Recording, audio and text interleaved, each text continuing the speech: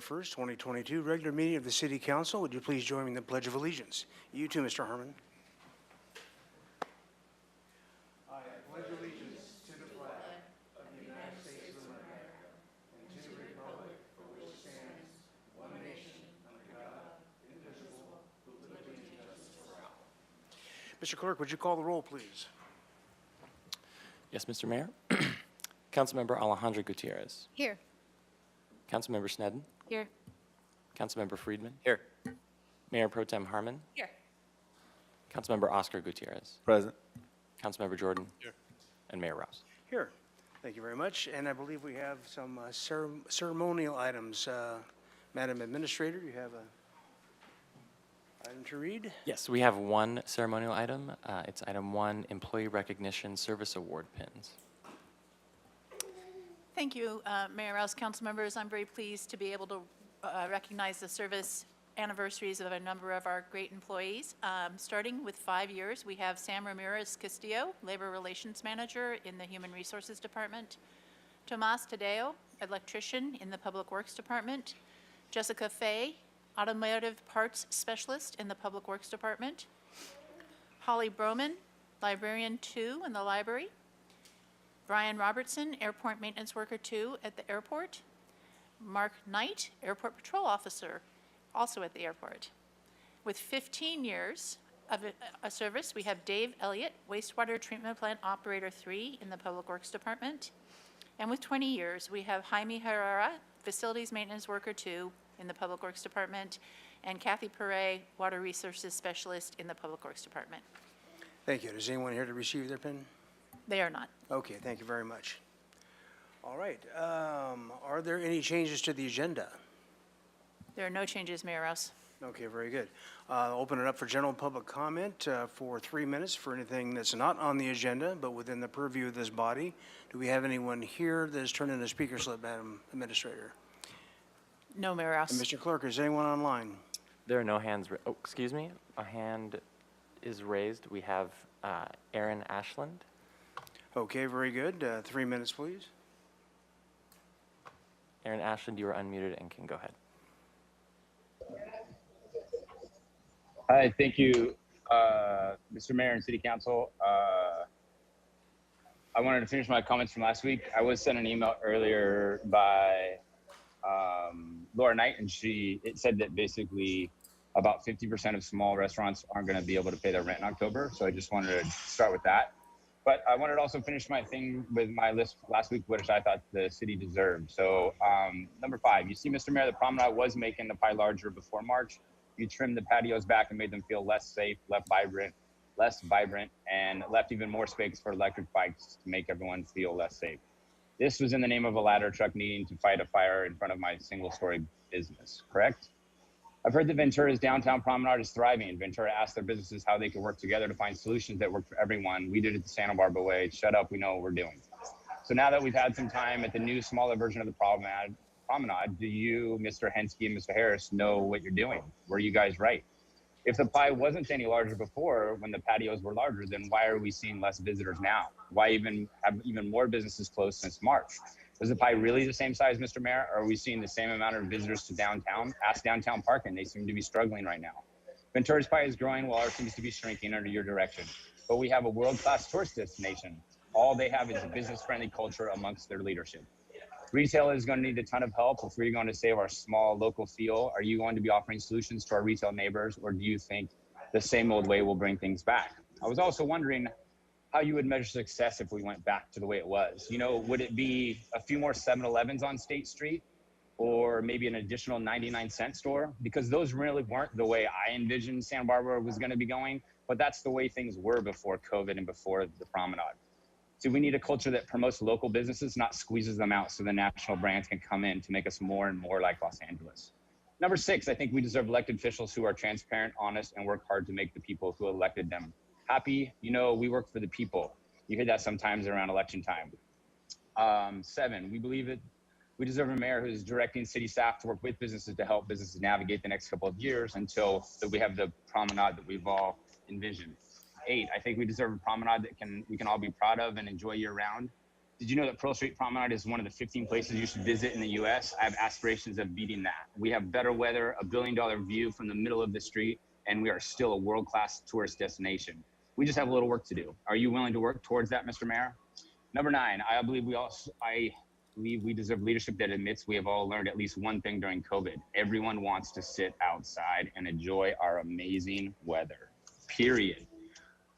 I'll leave you with this. True leadership, in my opinion, is working towards solutions and not pointing fingers and pretending you know more than everyone else. Listening to the people on the ground is extremely important, and that's what I think the city deserves from its leaders, especially the mayor, who wasn't exactly transparent during his campaign, in my opinion. Thank you for your time. All right, do we have any further speakers online? There are no further speakers, Mr. Mayor. Oh, okay, very good. With that, we'll move to the consent calendar. We have some items to read. Yes, we do. Item 3, Single Family Design Board membership criteria and quorum requirements ordinance adoption. That council adopt by reading of title only an ordinance of the Council of the City of Santa Barbara amending Santa Barbara Municipal Code Section 22.69.010 to revise the membership of the Single Family Design Board. And item 4, amendment to the Single Family Design Board Guidelines resolution. That council adopt by reading of title only a resolution of the Council of the City of Santa Barbara amending the Single Family Design Board General Design Guidelines and meeting procedures to change the membership requirements and adopt Rosenberg's Rules of Order. All right, very good. Does anyone need to pull an item off the consent calendar? Do we have any speakers online for the consent calendar?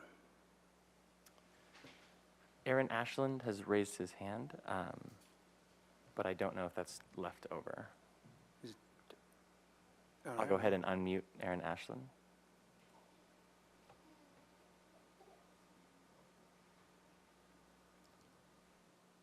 Is it left over from the previous it's left comment? over. I don't think Okay. so. Ms. Sneddon? Can I ask a question, Mr. Mayor, on the item 4? The amendment to the guidelines. All right. Were we presented those? At our last meeting, we did the criteria and quorum requirements. Mayor Rouse, Councilmember Snem, I'm going to defer to Ms. Connect on that, and I don't know they would have come to ordinance committee because they are not an ordinance. They're just guidelines. Mr. Mayor, Councilmember Sneddon, you were not presented these at the last review of the ordinance, but what these do is they just amend the guideline resolution for the board to bring what you adopted in the ordinance into the guidelines. So it's consistent with the ordinance. There's no other changes in the guidelines.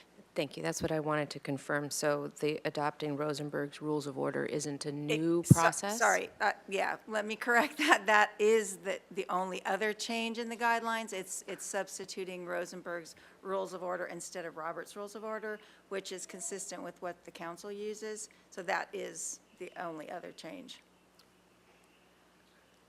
Okay, thank you. Sorry.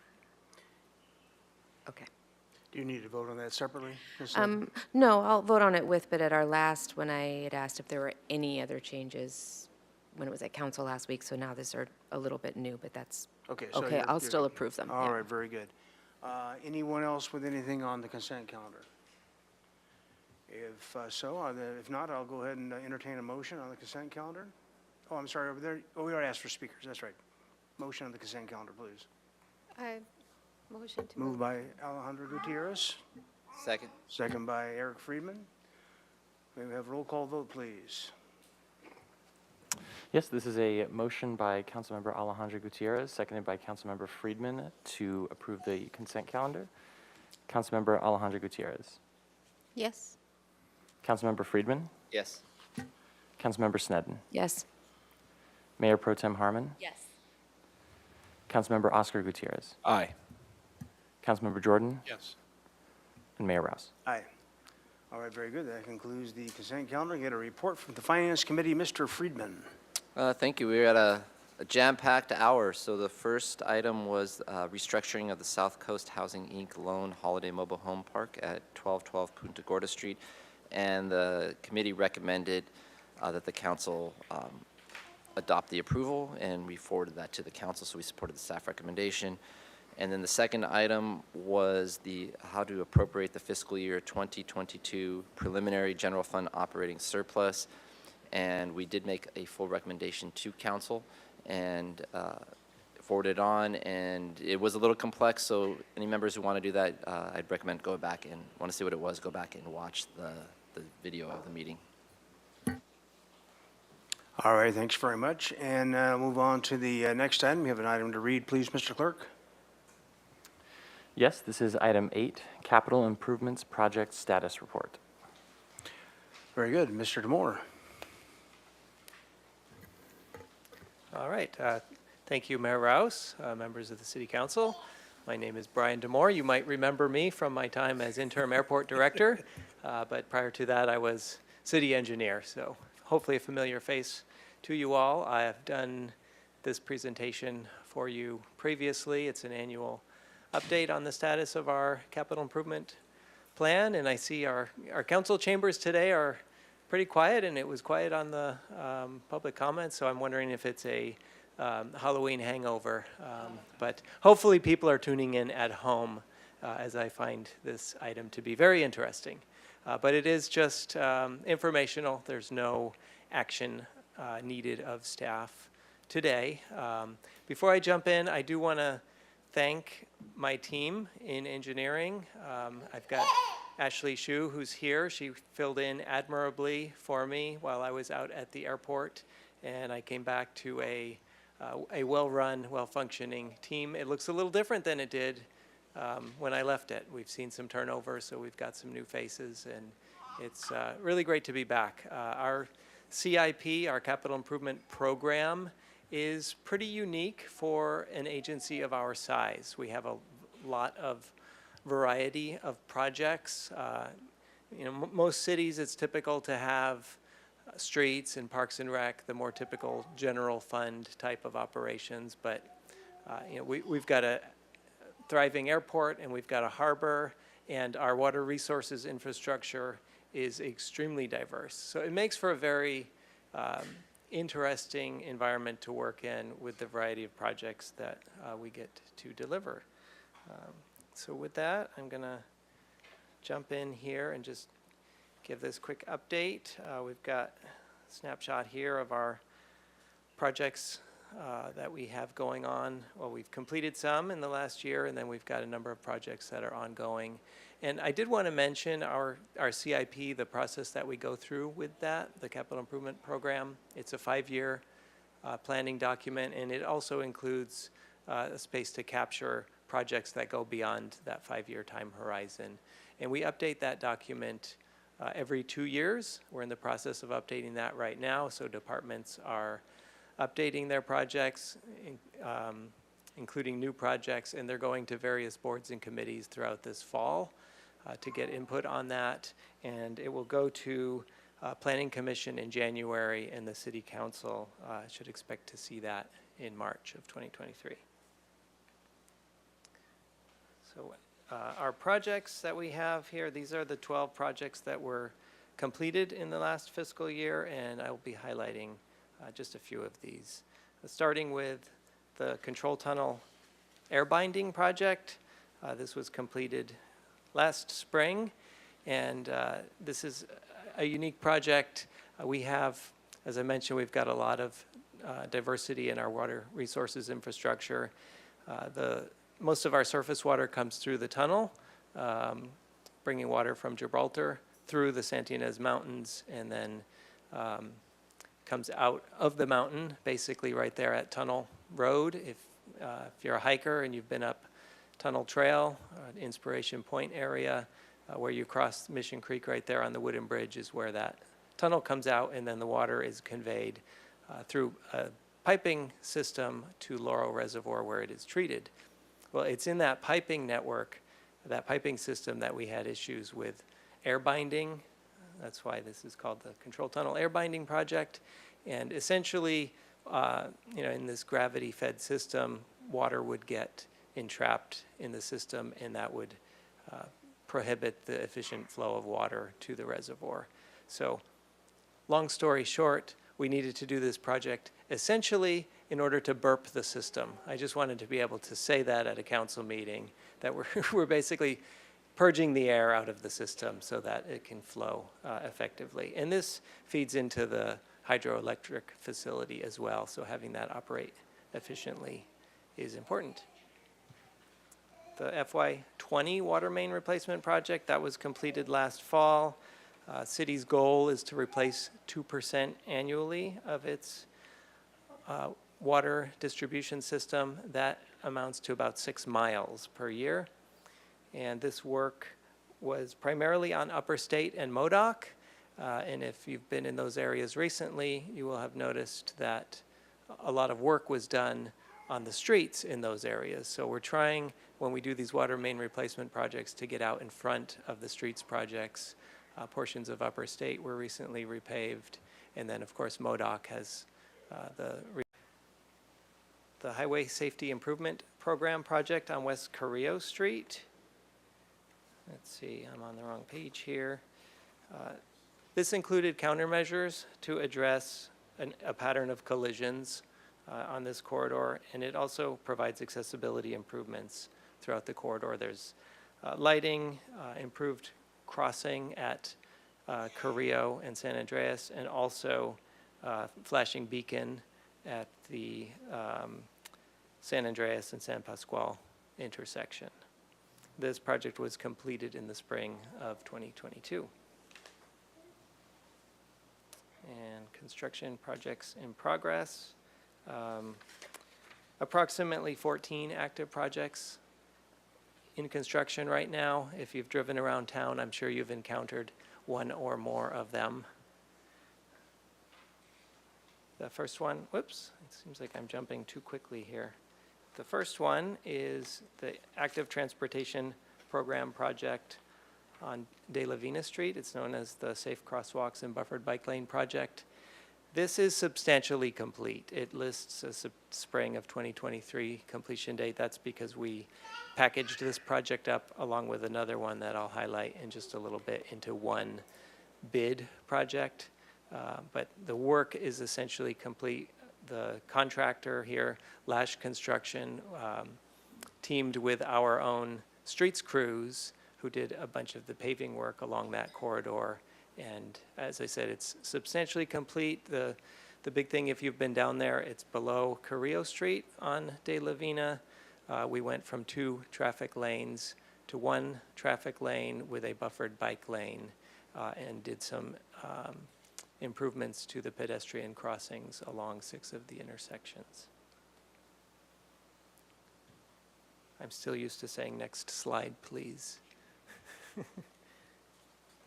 All right, desal conveyance main project. This has been going on for about a year now, and it's 2.25 miles of conveyance main.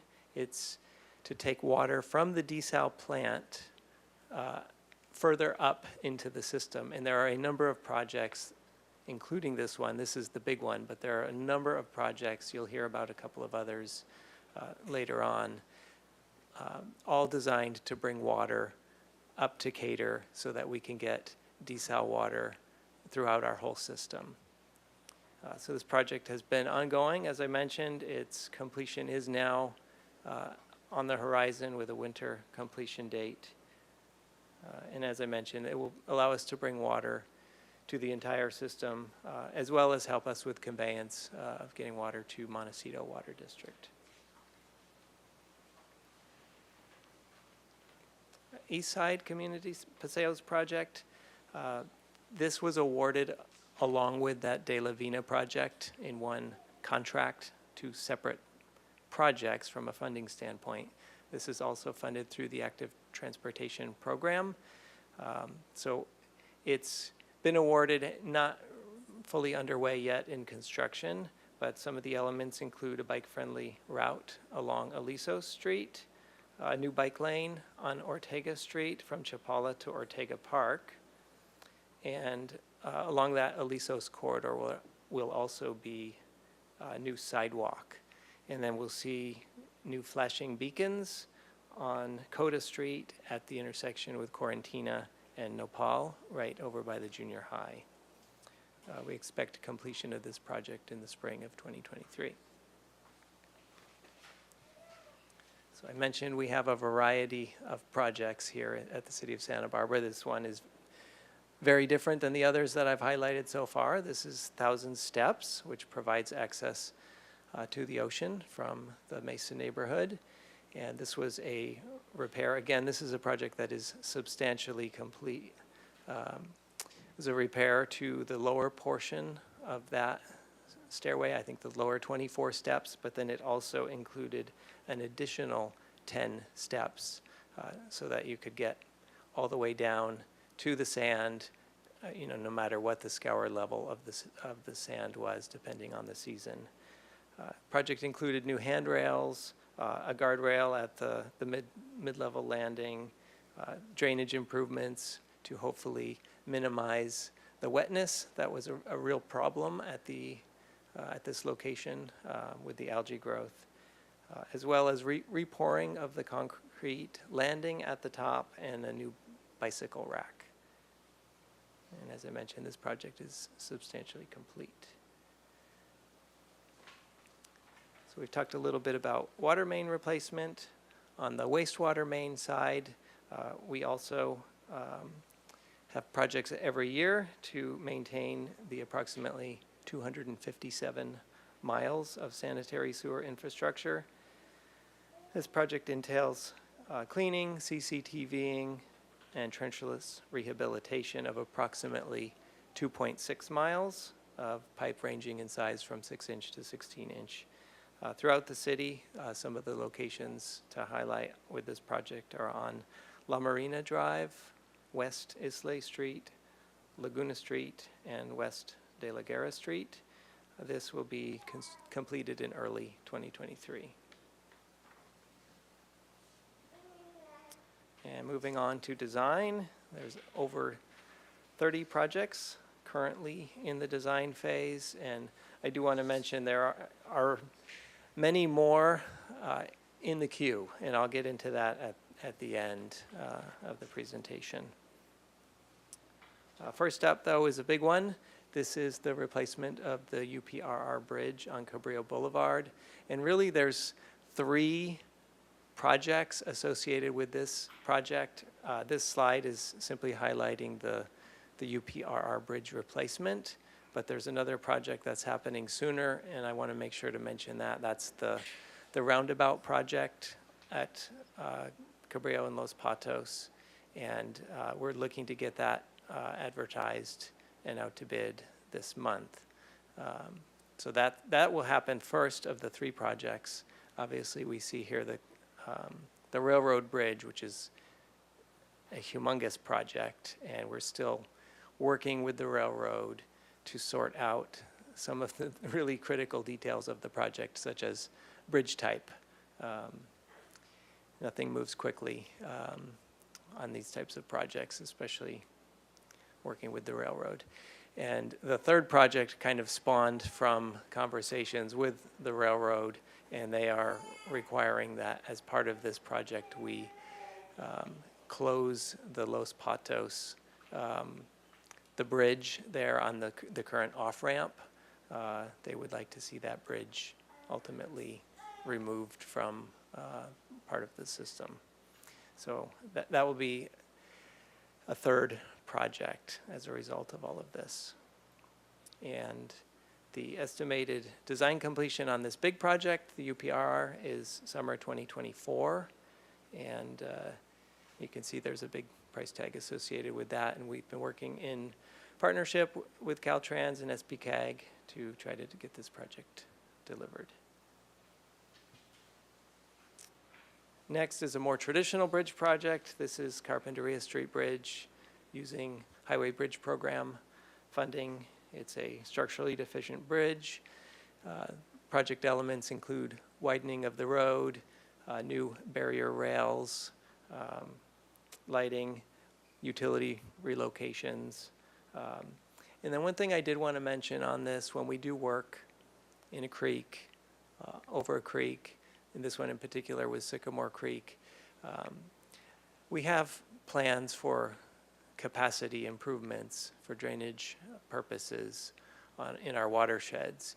And it's tricky to do these projects where you're not necessarily starting from the bottom up, because if you start from the bottom up, you can fully widen, you can reach the ultimate capacity, and there's no impact to downstream properties. But if you're doing a project in the middle and all of the downstream improvements haven't taken place yet, you kind of have to build it so that it can accommodate the ultimate capacity in the future, but not constructed in such a way that you could impact downstream. So that will be something that will have to be included in this design as a way to, in the future, come back and widen if ultimately we have a project along Sycamore Creek, which we really want to do to provide flood protection for the East Side community. So this one is in design. We have a design completion date of summer 2025. And some of that may be pending Highway Bridge Program funding. That program is not as well funded. Well, it probably is as well funded as it used to be. There are just more demands on it. So we've had to wait our turn in line more than we've been used to with that program. Cater Reservoir Resiliency Project. So this is related to some of the prior work that I was talking about with desal. This would construct a new 2.5 million gallon finished water reservoir, also known as a chlorine contact basin, and supporting facilities at the Cater water treatment plant. This completed project would address several operational concerns, including the chlorine contact time for the disinfection process. And this would help the operational abilities of the plant to be able to bypass systems and be able to do maintenance work without having to shut down certain operations. The improvements will allow the existing clear well to be seismically retrofitted for continued reliability as well. $25 million estimated cost, and targeting drinking water state revolving loan fund for that one. Desal product water pump station upgrades project. So this one is very closely related to the Desal Link project that I mentioned. Once that pipeline is installed, we need to have increased pumping capacity in order to push that water to higher elevation. The existing desal pump facility is not capable of doing that.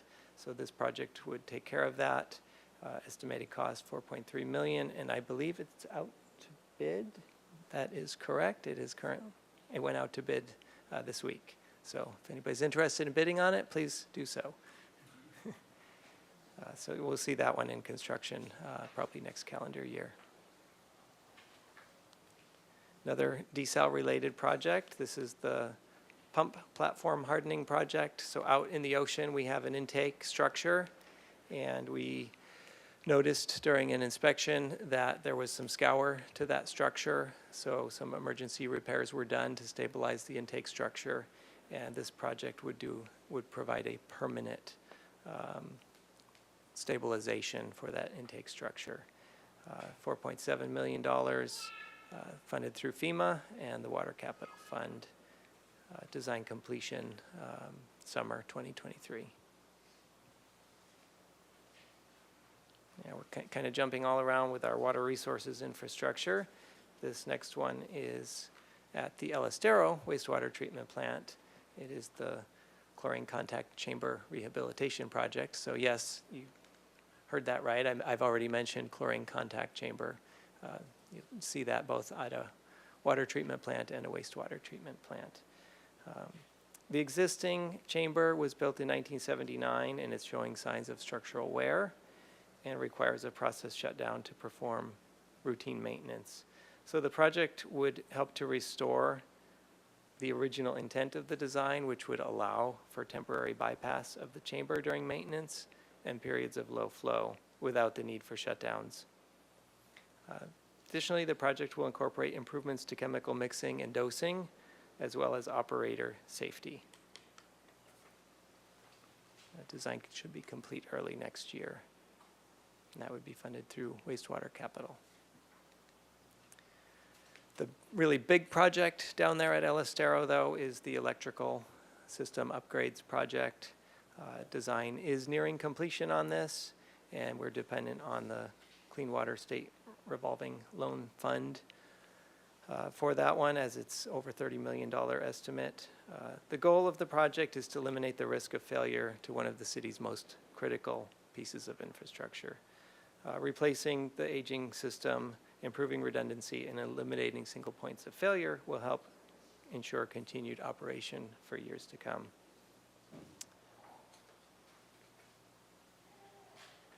And now, back to airport. I'm going to put my airport hat back on here. We've got the Southfield redevelopment project. This project will add roughly 60 spaces to the rental car ready return lot, as well as 3 overnight aircraft parking spaces. They're currently kind of parking in that area, but this would configure things so that they're able to park there in a much more efficient and programmatic manner. The project went out to bid last month, and unfortunately we did not receive any bids. So that's something I'll be mentioning at the end, some of our challenges that we are facing. We're going to rebid that, and we've contacted the interested parties and seem to all have a different reason on why they chose not to bid it, and hopefully we'll have a better result next time. So most likely construction then would push into 2023 at this point. The bigger project, and I have presented on this one before, out there at the airport, is the terminal expansion and parking structure conceptual design. And we're only listing here costs associated with that concept design because it's still very uncertain at this point what the size and scope of things will be, or even in the case of the parking structure, the exact location. But it does look like the team that we've hired to work on this is making rapid progress, and they have estimated design completion of early 23 for the conceptual design. And just wanted to point out on the terminal expansion, the square footage that was being targeted is about 16,000 square feet, which is I think it's in the ballpark of about a 25% increase to the existing square footage of our terminal. So it just kind of puts it into perspective of the size of that expansion. So there'll be more to come with environmental review and design development once a conceptual design has been selected. And then back to water main replacement, we have the FY23A project, which is currently in design with a completion date estimated for January. This would include about 4 miles of water main replacement, and the locations, primary locations for this project are on Cliff Drive, additional work on State Street, and on Alameda Padre Serra. That is the end, but before I turn it over for questions, I did want to highlight some of the challenges that we are facing in the capital program area citywide. Some of them are not going to be anything new. Staffing has been a challenge. I was surprised when I came back to my role as city engineer to look at the org chart, and there was a lot more red than I've ever seen on it. And when I say red, that means there's a vacancy. So with more vacancies than usual, it's harder to deliver the amount of projects that we have on our slate. And not only that, there's been turnover. So we have staff with not as much experience and lots of projects. We're beginning to fill those vacancies. I think I've already seen progress on that just in the last few weeks, so I'm pleased with that, but it takes time to bring somebody up to speed, and I've spent some time in October, and now Ashley Shu's going to be working on it over the next few weeks, trying to work on training and development opportunities so that we can more proactively work to bring our staff up to speed as we have just a massive amount of capital work. Really the only thing that's holding back. It isn't funding right now, it's staffing, and it's not just on the city staffing side. Our consultants on the design side are super busy.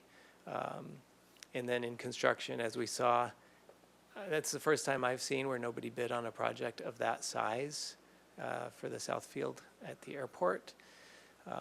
So the contractors are very busy, and I don't know how long that's going to go on. Things come and go. There are definitely cycles, and it'll be interesting to see what happens. I think we've been through this before. When we had the last recession, we actually saw pricing begin to get better on our construction projects. So it's just something we need to keep an eye on. Hopefully some of the bigger projects we put out in the near future, a contractor will see that as an opportunity to have some guaranteed work for a lengthy period of time and be willing to bid on that and give us a good price on that.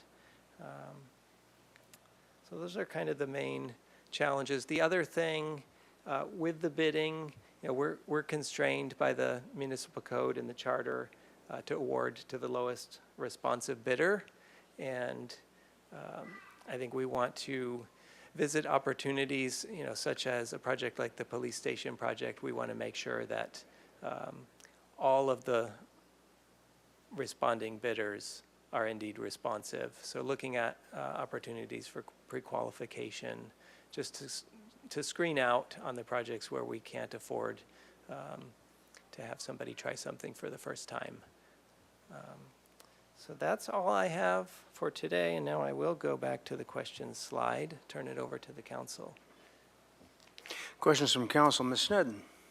Thank you, Mayor Rouse, and thank you. I'll save my appreciative comments for later, but first the questions. Just back to the railroad bridge at Cabrillo, and that, what is it, a $35 million price tag. Is that all on us, or is there cost sharing, or is some of that from the railroad, or if you could break that down a little?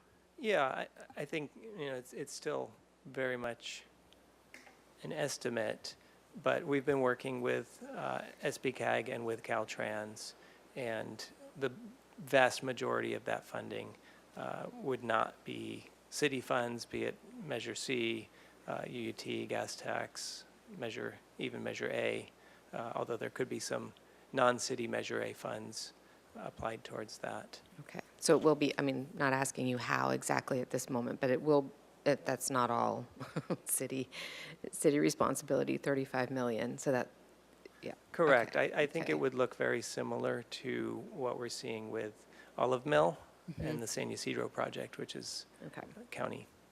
And then you mentioned, and I just want to confirm, is the Los Patos exit going to be removed at some point? And does it have to be? I would like it not to be. I'm just wondering if it has Mayor to Rouse, be. Councilmember Snedden, that is correct. As part of the project, the 101 freeway project, the Los Patos off-ramp will be closed. And with that closure, the UPRR is requesting that we remove the bridge structure as well, so that they don't have that in their inventory to have to continue to maintain. Okay. And then I know I've asked this before, but just for an update, on the Cabrillo southbound on-ramp, would that be part of this project at all, or is that a separate bidding process entirely? Mayor Rouse, Councilmember Snedden, I believe that's going to be part of the 101 project, which is continuing to move forward. Do we expect that the Los Patos and the on-ramp, those will be timed similarly, or do we don't know yet? And it's okay if we don't know yet, I just. Right. Yeah. Well, the roundabout project on Los Patos Cabrillo is going to go ahead Okay. first. The UPRR bridge and the freeway project, there's less certainty on the timing of those. Okay, thank you. And then just back to, if you could speak to how difficult it is to find engineers at all right now. This is something that came up at Water Commission over more than one meeting, and how close we are to actually not being able to complete projects or some pretty basic infrastructure items. And maybe this is a question for city administration, and maybe it's a time for me to make a comment on it later, but I'm very concerned about sort of what is our plan, or what are our incentives, or how close are we to really having a lot of our projects not be able to be completed. Mayor Rouse, Councilmember Sneddon, one thing I do want to say and thank the council for is the salary adjustments that were approved last week by the council. Time will tell on whether that will help to attract people interested in coming to work for the city, for engineering. It certainly will not hurt, not only with attracting new employees, but retaining our existing employees. And then it's just every industry's kind of faced a lot of churn. It kind of started with COVID and people working from home and rethinking what was important. You know, they got to spend a lot of time with families, and commuting no longer was as attractive as it used to be. So things, I think, are beginning to stabilize. But I don't think we know for sure yet what that's going to look like. But I am seeing, we're able to fill the vacancies. It's just what concerns me most is if we have turnover at that entry level. That makes it difficult to be able to deliver the projects.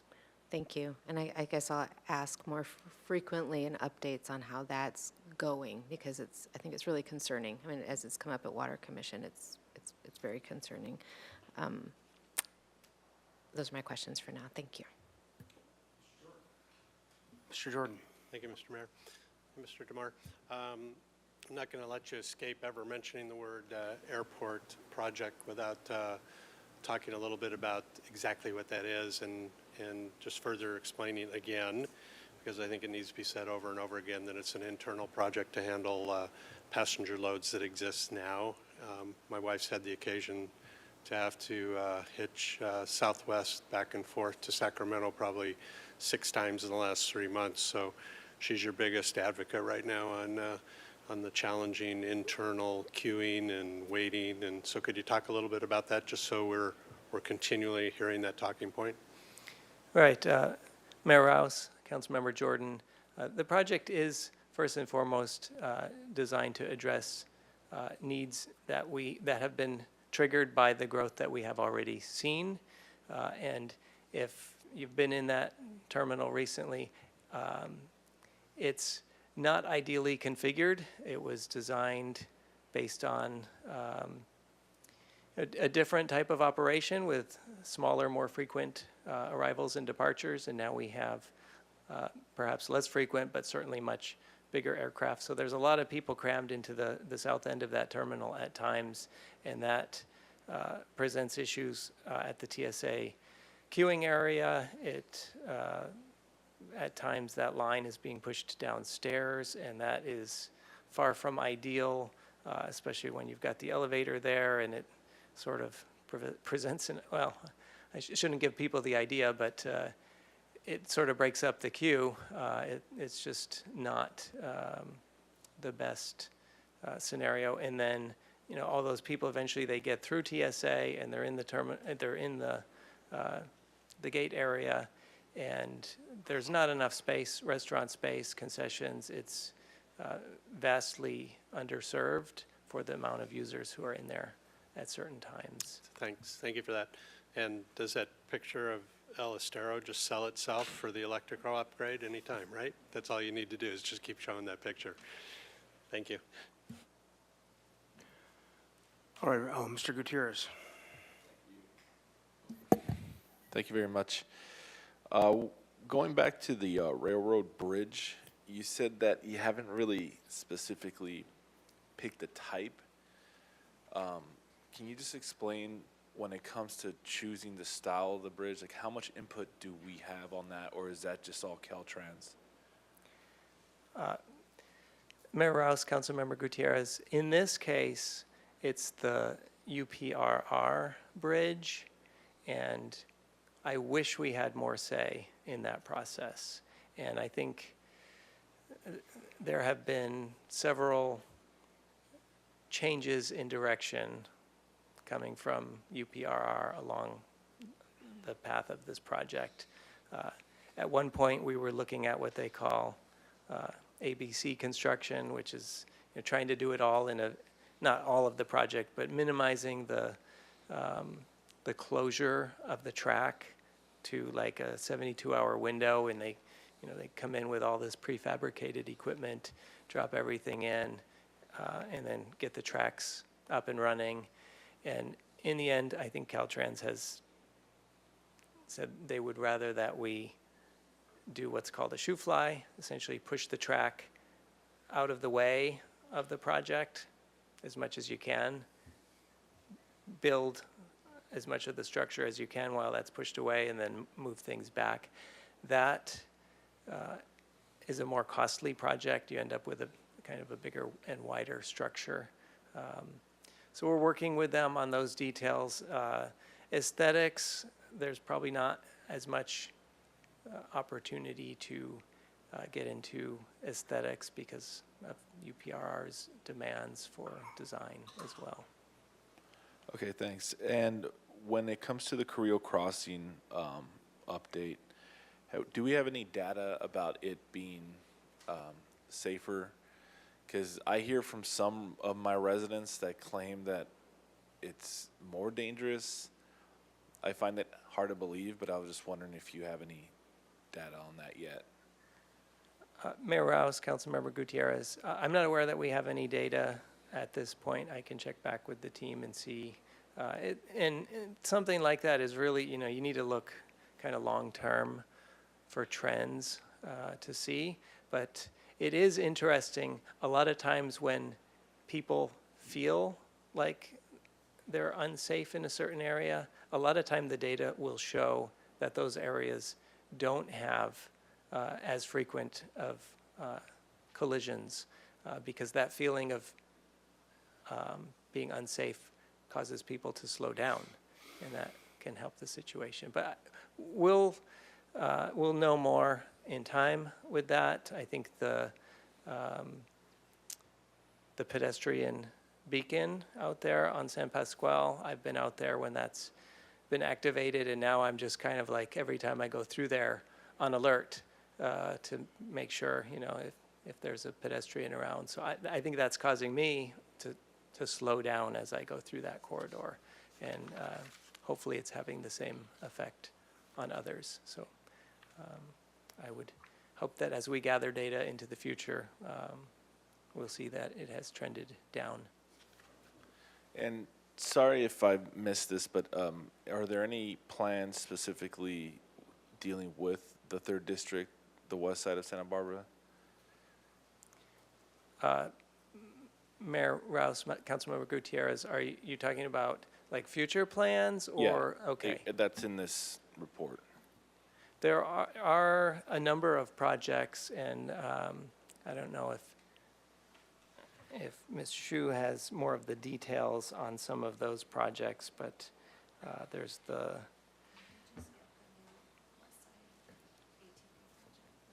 right. Yeah, so in addition to what is in this report, one of the things I forgot to mention at the very end was some really good news. Of course, it has me concerned because of what we talked about earlier on the staffing, but the Active Transportation Program has been something that we've been very successful in obtaining funds for over the years, and there were 3 very large projects that we applied for funding. I don't know when those applications were due, but we just found out in the last week or so that all 3 of those projects are in line to receive funding. So there's one that's centered on Milpas Street. There's another project where the west side is the focal point, and then the third project is the Cliff Drive project. So we're really excited about getting all the work that's ongoing right now, and then that big project on the horizon is going to keep staff very busy.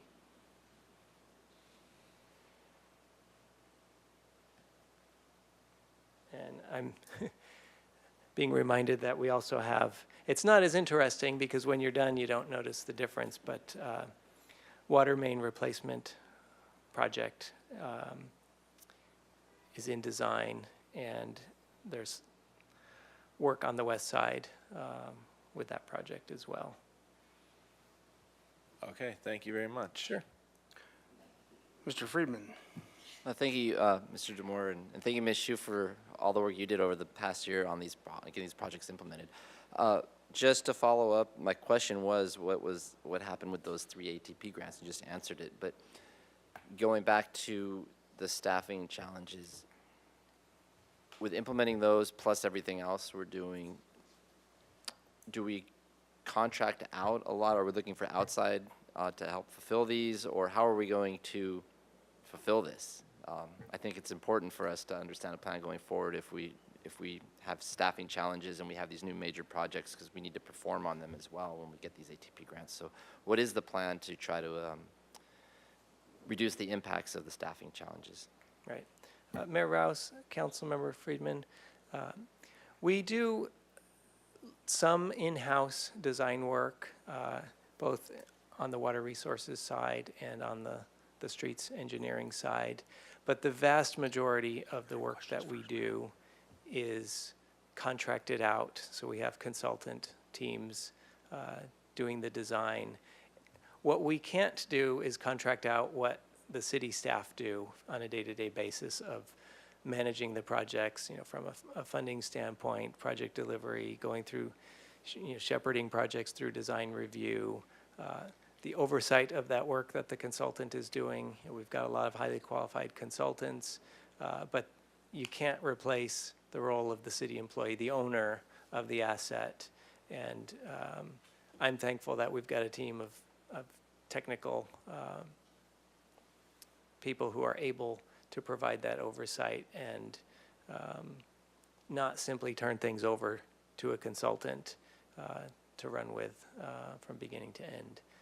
So we'll continue to do that with those 3 projects. There may be certain elements that we can do some limited in-house design for, but I think we're going to continue like we've been with primarily contracting out the design work and having our in-house team be project managing and providing some technical oversight. Thank you. That's helpful just to understand how we're addressing those right now while we're trying to get new staffing. So, Mr. Moore, I was looking at some of the project costs and whatnot, and sometimes in the past, I was wondering if it would be available when we have a total project cost and primary funding source. But I've always found that it seemed helpful to see what kind of grant funds we're able to leverage while we're doing our. So we have taxpayer funding, grant funding. I wonder, is that possible maybe for the presentation in the future to do it that way? Is it too complex, or I don't know what? Yeah, Mayor Rouse, I think that's something that we could put together. I think on the grant-funded projects, they are typically primarily grant-funded. It's often by formula, but sometimes they have a cap. So you started off with a project that you thought was going to be 90% grant-funded and ended up being less than that. But we normally, when we finish a project, we do what's called a project completion memo, and it summarizes the total project costs, and we could pull data from that. I think it would be probably most helpful to condense it down to grant versus city, because there's so many different types of grants, and there's also a lot of different types of city funding. But to me, that would be sort of the simplest way of showing how much was outside funding versus. Well, like some of these monster projects we do, like these bridge projects, oftentimes are tens of millions of dollars, and realize we're in for a small percentage of that. So that's good. Are these larger projects that you've named in capital, are they subject to the project labor agreement? Anything that's over $5 million that is not maintenance and repair would be subject to the project labor agreement. So as we do that, as we go forward and try to get, you're talking about active bids, and obviously everybody's busy, but does that make it a little more complex? I mean, must narrow the field somewhat. And then in terms of staff engineering, that would also take a little extra time and admin as well? Is that fair to say? Mayor Rouse, it does add another step to the process. I think we received 2 bids on the Library Plaza project, which is under the PLA, but that's better than 0, which we got on the Southfield project. So it's hard to say at this point. But even something that's really special, I was thinking about the wiring in the water treatment plant. It's a $30 million number, which is obviously going to take a very rarefied type of contract, I would think. So I didn't know, but you still, because it's the dollar threshold, we're still subject to the PLA requirement on that, even though there may not be that many specialists out there that would do that? Is that, I just wondered how much more difficult that makes it. Yeah, I think on that one, it could be argued as maintenance and repair. So there's some room depending on the scope of the project. And I guess when we get to that point in time on some of those projects, we'll need to make Great. that decision. Thank you very much. Are there any public comments on this? There are no hands raised, Mr. Mayor. Okay, very good. We will go back to council and Ms. Sneddon. Thank you, Mayor Rouse. Just a few comments. It's an impressive list of completed projects. A few I just want to highlight. I really appreciate the coordination of water main replacement and paving. I know that's been a sort of concerted effort over time, and it really shows. I think I heard some positive comments about that. Really seeing so many improvements around town with paving. And I didn't see it in this presentation, but the road maintenance on the Riviera, on the Upper East Side, I've heard a lot of positive comments that those had been a long time coming, and a lot of appreciation for that. I'm really looking forward to the completion of the DSAL link, and I'm particularly supportive of the water Cater Reservoir Resiliency projects and El Estero, long time coming, and that is such a complicated project. I know we've heard that at Water Commission many, many times, and really happy that that's going to get done. I'm just a comment, I think I've made it before, I'm just going to keep making it, that we could rename the terminal expansion to be something that more matches what it is that we're accomplishing. So maybe terminal accommodation, something other than terminal expansion, because I think rather than having to ask the question each time to highlight that it isn't really an expansion of services, that's just a comment. I really want to express gratitude to the whole Public Works Department. I think you're doing more with less and are spread so incredibly thin right now. I think it's really taking a toll on morale and on city staff, and just to express my gratitude, but also I really want to express that this isn't sustainable, and I have a sense of urgency about, just because you're able to do it and have been doing it, that this really can't be the way we continue. I just basic infrastructure and how thin this department is being spread. Especially, we stand to receive these considerable ATP grants, and I wasn't sure if that was public or if you were going to speak about that or not, but I will say that you were very modest in your description. I mean, these are incredible grants and way to go, and I understand that Santa Barbara City and County combined took over 25% or was granted over 25% of that grant funding, and I want to really highlight that this will be addressing underrepresented communities that have been, long underserved, the Milpas Corridor, the west side, and then the Cliff Drive and in front of City College there, and really incredible work getting those grants, and I just really want to underscore that. What a big accomplishment, and just way to go.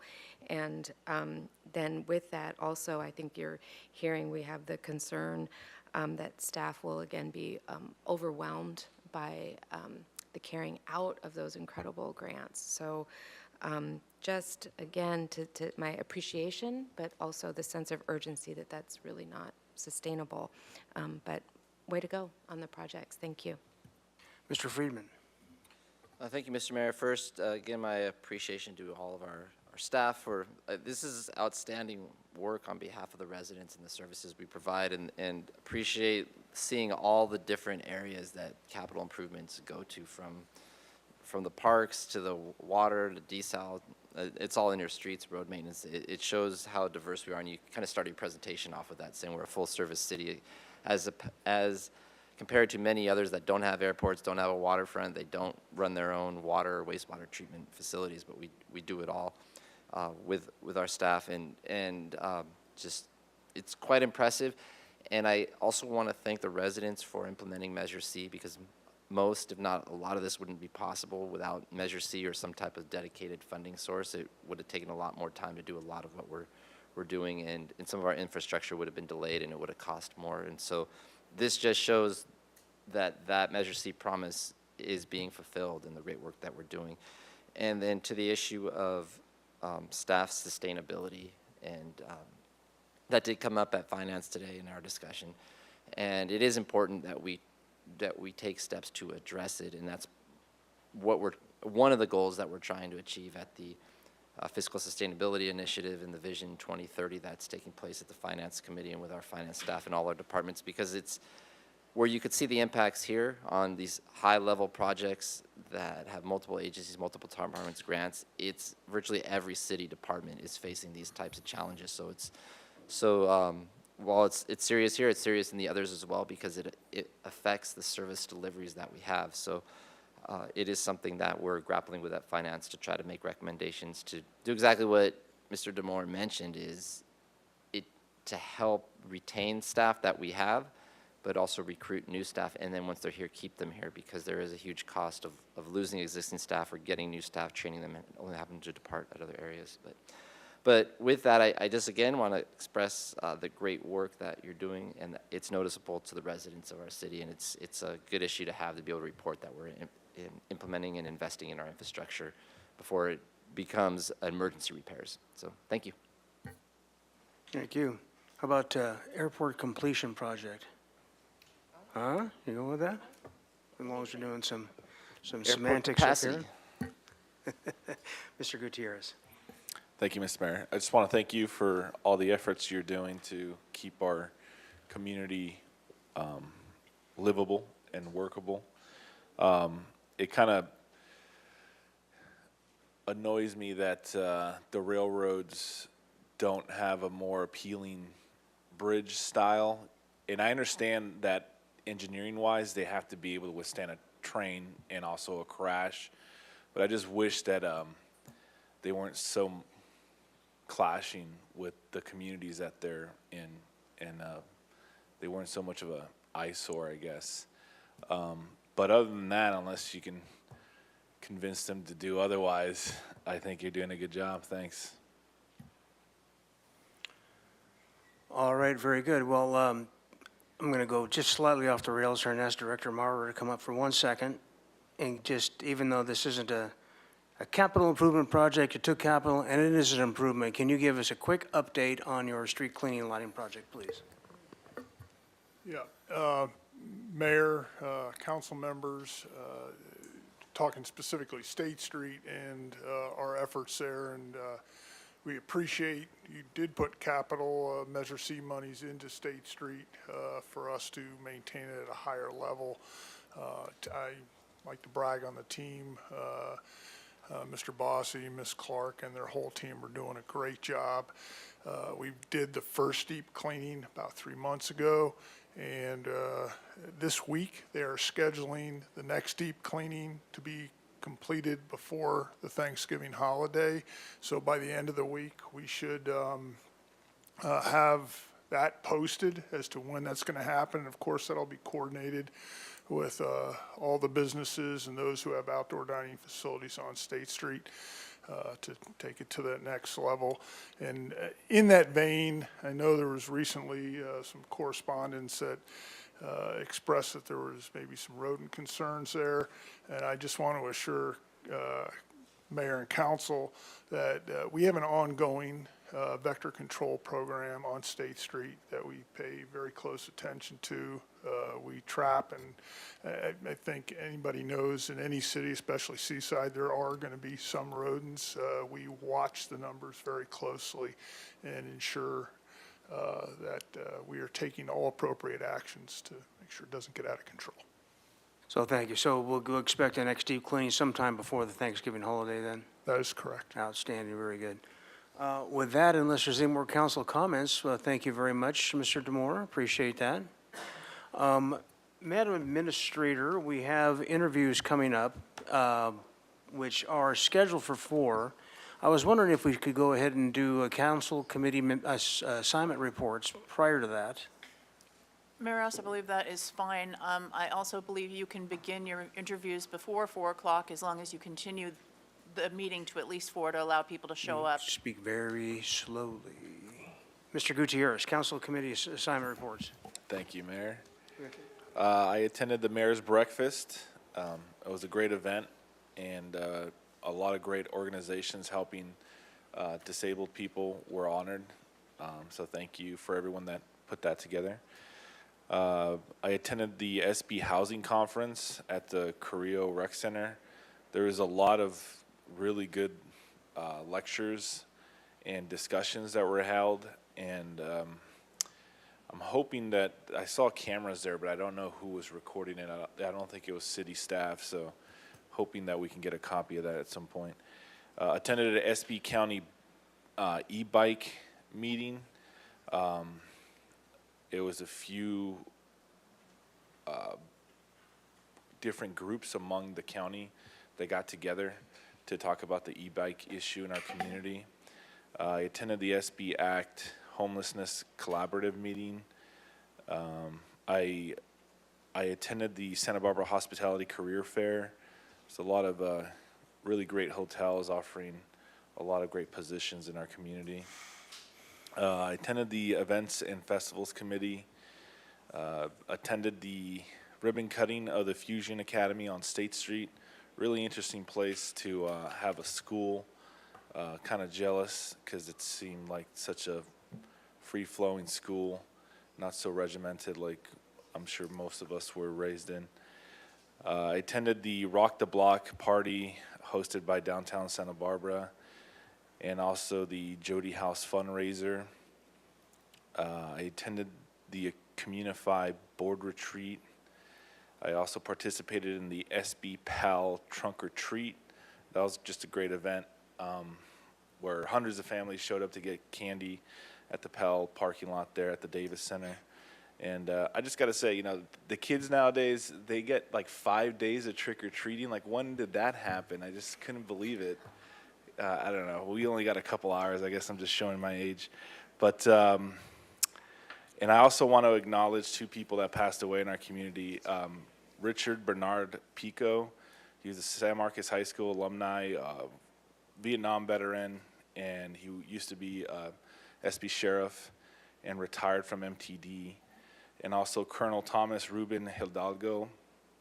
He was a Santa Barbara High School graduate, but I want to hold it against him. He was a World War II vet, Korean War vet. He served in the National Guard during Vietnam, and he and his father owned a plumbing business on Chapala Street until it was bought by the city in the 60s, and he died at the age of 102. So I just want to acknowledge both of their passings. Thank you. Ms. Sneddon. Thank you, Mayor Rouse. I attended our Creeks Committee, and they went over our proposed capital improvements and made their recommendations that'll come to council, did their long-range planning through 2029. So we'll see that. I also attended the mayor's breakfast. That was a really fantastic event. Also with you, Mayor, attended Olive Mill Roundabout, another community meeting. Attended County Affordable Housing Task Force. Really thankful to the downtown organization for the Rock the Block block party. That was a huge success. I believe most of us attended the Jody House fundraiser, and then just a happy birthday over the weekend to our own Holly Perea. Very good. Mr. Friedman. Thank you. I also attended the mayor's breakfast, the Coastal Housing Coalition Housing Conference. Also, Central Coast Water Authority, and the big issue there was discussion of a groundwater banking opportunity in a project called Aquaterra. There's a lot of details to be worked out and how that would work if we were to go in there, but there will be some quickly moving decision points in the next few months, and so that item will most likely come to council at some point early next year to see if it is something that we want to do. But there's a lot of I's that need to be dotted and T's need to be crossed and questions before any commitment. But that is something that the council will be interested in and provide input on early next year. And also attended the Rock the Block downtown party on State Street. And thank you to all the volunteers and everybody who put that on. It was brought a lot of liveliness to the occasion downtown, and is an example of looking at what works, what doesn't, and to inform the State Street Committee on ideas. And then also attended Jody House as well, and thank you to Jody House for providing a unique service to those who have brain injuries and some of our most vulnerable residents in town, and to learn about your story more, and had a great turnout there. It was great. And also attended the local government coastal commission working group that I'm a part of through the League of Cities, with the county and the coastal commission staff. And then the last is the San Marcos High School Apple Academy. The students organized their semi-annual Day of Caring, and so the students volunteered at Hillside House, Special Olympics, did some homeless street outreach with SB Act, volunteered at PATH and the Goleta Boys and Girls Club, and there was about 65 students or so, and I was able to help drive them around where they needed to go, some of them, and then also we had, as a guest speaker for the lunch, was Dr. Chelsea Dean, who runs the county HIV clinic and is the medical director with Doctors Without Walls, and appreciate her spending her Saturday with the students, and just a great resource that we have here in our city dealing with a lot of the issues that we're dealing with homeless. And some of you might have met her, but if you haven't, she was just outstanding and really an inspiration for the students as well. So thanks for the high school students for volunteering their Saturday to volunteer in the community. Okay, very good. The mayor's breakfast was really well attended. I wanted to also mention staff did a fabulous job putting that together, and there were some companies that flew people in from around the country to attend the mayor's breakfast. So it was a pretty amazing thing. Went then to the HUD regional director was in town, and we had a housing and financing conference, but also well attended and very informative. Jody House thing that other folks went to, I showed up, and also the Summit for Danny, which was the biggest Summit for Danny hike they'd had here. We had 300 hikers on Saturday morning to do that. And with that, we will go to our committee, or our interviews for committee volunteers. And first of all, who in the audience is here for an interview? Very good. Would you, Mr. Mayor, one at a time, what's that? Before we start, I would like to speak briefly about the changes to the single-family design board, just so I can clarify a couple things for the appointments. Okay, go before right we get ahead, started for Mr. interviews. Clerk. I just need to move to the staff table because I have a quick PowerPoint. Okay. And then if I could get you to come up one at a time when Nico's done here, we'll do your interviews. Just let us know who you are and what you're applying for.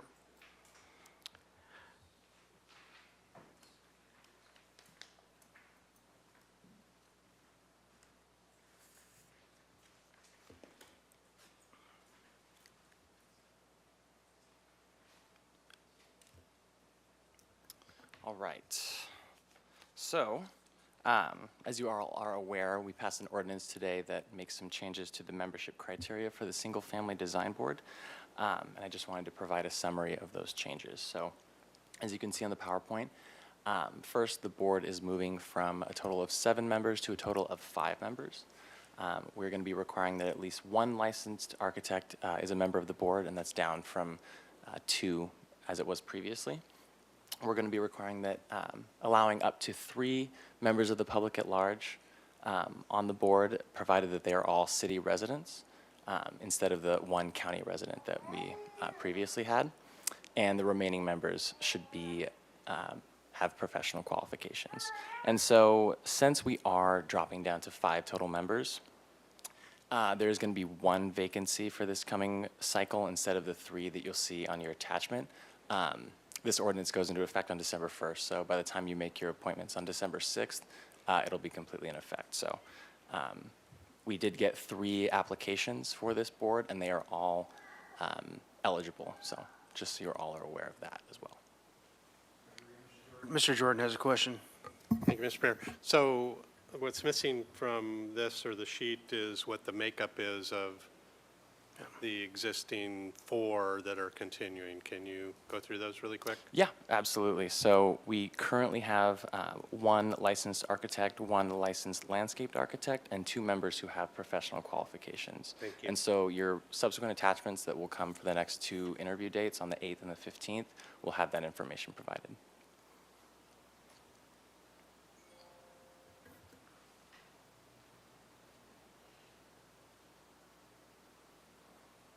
Good. Ms. Sneddon. Thank you, and thank you for that update. Just quickly for the notes section in our agenda today where it says also qualifies for public at large, would those be in the new definition of public at large or? No, so everything that's listed on this attachment is from the previous qualifications. So because that ordinance wasn't adopted until today and our publishing schedule didn't allow those changes to be made, so the subsequent attachments will have that updated information, but this information here is out of date. Okay, thank you. All right, very good. Now we'll go back to our interviewees. Who would like to come up first? Come on down. Please state your name and which committee come on up to the microphone, and which committee you'd like to apply for, please. My name is Topaz Grobman, and I am applying for the Airport Commission. I'm a Santa Barbara native. I've lived here my whole life, nowhere else. As many as you know who's on the committee and the mayor have been here for either from here or come here for school, so you know how special Santa Barbara is. Nearly half my life, almost 15 years, I've been involved with some aspect of aviation at the Santa Barbara Airport. I've taken flight lessons at 2 different schools on the field. I've worked at both FBOs on the field, and I've volunteered time helping out with events on the airport. Currently, I'm a captain of a SBA-based Citation Sovereign at Signature, and I'm a seasonal worker at Atlantic Aviation. I have a comprehensive view of multiple sides of the airport, from being a student, an employee, and a customer. I have a good working relationship all around the airport with both FBOs, the flight school on the field, the airlines, maintenance, tenants, and I'm sure my voice is pretty recognizable that the tower even knows who I am. I know my skills of being a great team member and a good listener coupled with my knowledge of aviation operations and regulations would make me an asset of the commission. Furthermore, my diverse background at the airport allows me to assess situations from many viewpoints, bringing more understanding to my decisions. I've mentored other fellow pilots flying into the airport on the noise abatement, this sensitive area flying over Hope Ranch. I want to be appointed to the city advisory group because Santa Barbara is very special to me. The airport is not only vital to our local economy, but a special part of our community, offering educational opportunities, a rich aviation history, and even a substantial ecological reserve.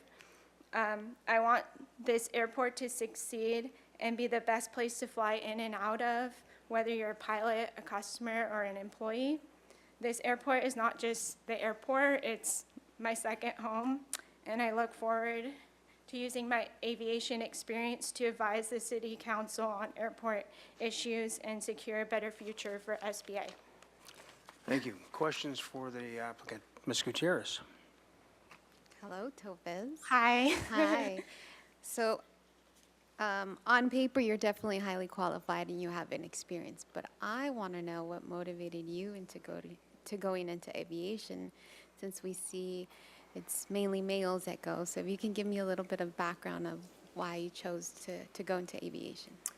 I honestly love to travel, and the day I decided to become a pilot, I applied to work at the airport and applied to start flight school. So my passion just started with kind of wanting to travel for a living and getting paid for that. So I decided to just immerse my whole life into aviation. So I've been on the field for the last 15 years, and yeah, there isn't very many female pilots. There's only 7%.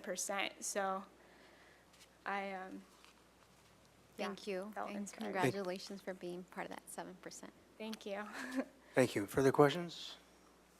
All right, thank you very much. Thank you. Okay, the next applicant, please.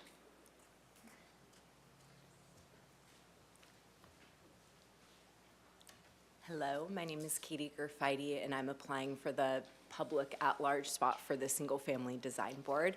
I actually wasn't planning on interviewing yet today, but I'm all for operational efficiency, and you're all here, so I'm happy to do that now. Good call.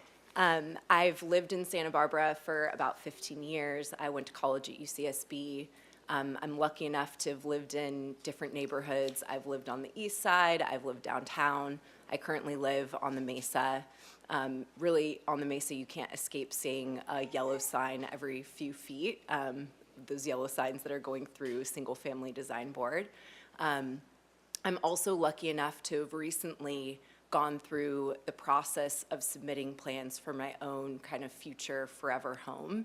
I was admittedly a very naive homeowner to understand the process that you need to go through to actually get permits and get approval when you want to design a home, but actually found incredible value from going through the Single Family Design Board. I think initially it is a little hard to hear feedback that the home that you worked closely to submit can get torn apart a little, but ultimately we found the feedback to be very valuable, and I understand kind of the importance of having a board like this in place.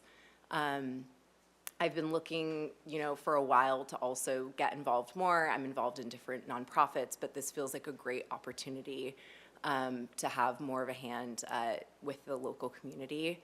I was here last week when you all voted to make changes as well to the membership. We've personally had challenges only having 4 members at a time, and understand it's been difficult to recruit, but also to retain strong members to this board.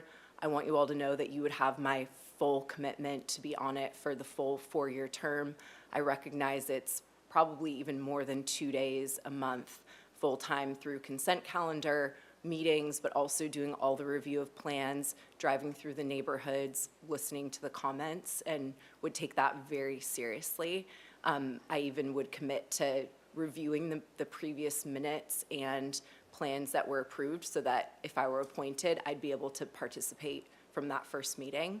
I am applying for at-large, so professionally, I am in a little bit of a different industry, but most of my days are filled with emotionally charged meetings where I have to listen to different sides of people with different goals and ultimately come up with ideally a win-win situation, but if that doesn't happen, at least an objective decision that makes the most sense for the topic or goal at hand.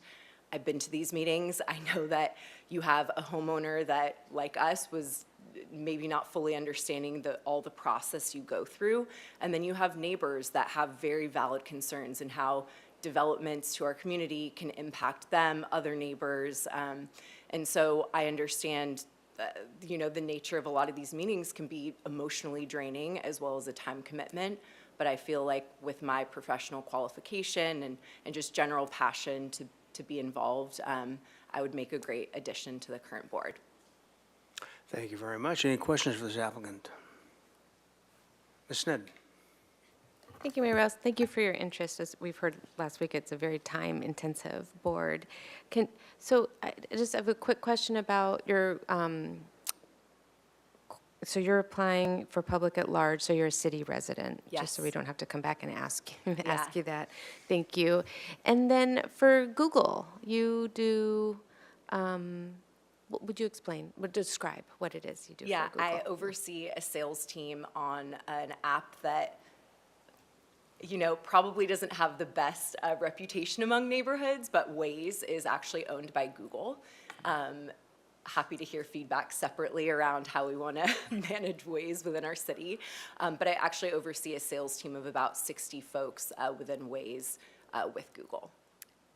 Thank you. And then, like I said, I always ask this question about, do you see any potential conflicts of interest or any areas where those might have competing interests, and how you would handle that if Yeah. that came up? So professionally with Google, no. Personally, it depends where my own personal home plans are being submitted through Planning Commission. Depending on the outcome of that meeting, I would just have to recuse myself for any future board meetings, which obviously would do. So Perfect. Thank you so much. Thank you. we have lots of time. Any other questions? No, we're good. We're going to Okay. start filling up behind you here pretty soon. Okay, perfect. Thank you very much. Appreciate it. Any other applicants here for a position on a committee, for a commission? Would you like to come on forward, sir? Can you state your name and the committee you're interested in, please? My name is Ken Sorgman. This is for Sign Committee. Okay. And, And we're going to try to keep our presentations to about 3 minutes, and we can ask questions back and forth. sure. Okay. I was a local sign maker here in Santa Barbara, operated my business for 43 years. And in that time, I submitted, I would say probably hundreds of sign applications, and it was successful at getting approvals, and I worked closely with city staff, and I thought I maintained a really positive rapport with them. Because of my experience, the staff invited me to participate in contributing to the rewrite of the sign ordinance. I understand the difficulty and frustration that business owners experience trying to navigate the process. I've been the chair for the last 4 years, and part of my responsibility was to review conforming signs.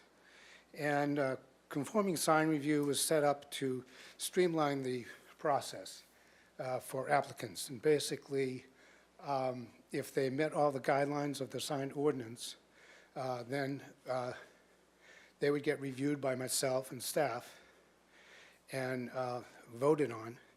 And so that would eliminate them having to go through the full board. And after conferring with staff, we found that this conforming process has increased the approval rate from between 85 to 90% of applicants. So this has become the majority of the applications for signs in Santa Barbara. And it's made it more efficient and more business-friendly. Staff and my fellow committee members have looked to me for my input because of my experience with sign fabrication and materials. And recently, my son used to work for me for several years going through school, and now he's gone into the sign business himself.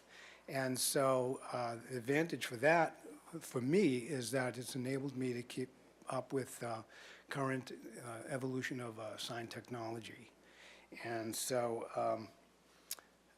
I would be grateful to be able to continue my position on the sign committee. And if you have any questions, I'm here to answer. Thank you. Any questions from Mr. Sorgman? Ms. Sneddon?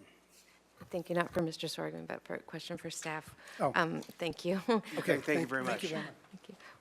Where it says qualified elector 1, but then we have 3 vacancies. Yeah, I apologize for that. That was a mistake. It's 3 vacancies. That should be a 3 in parentheses.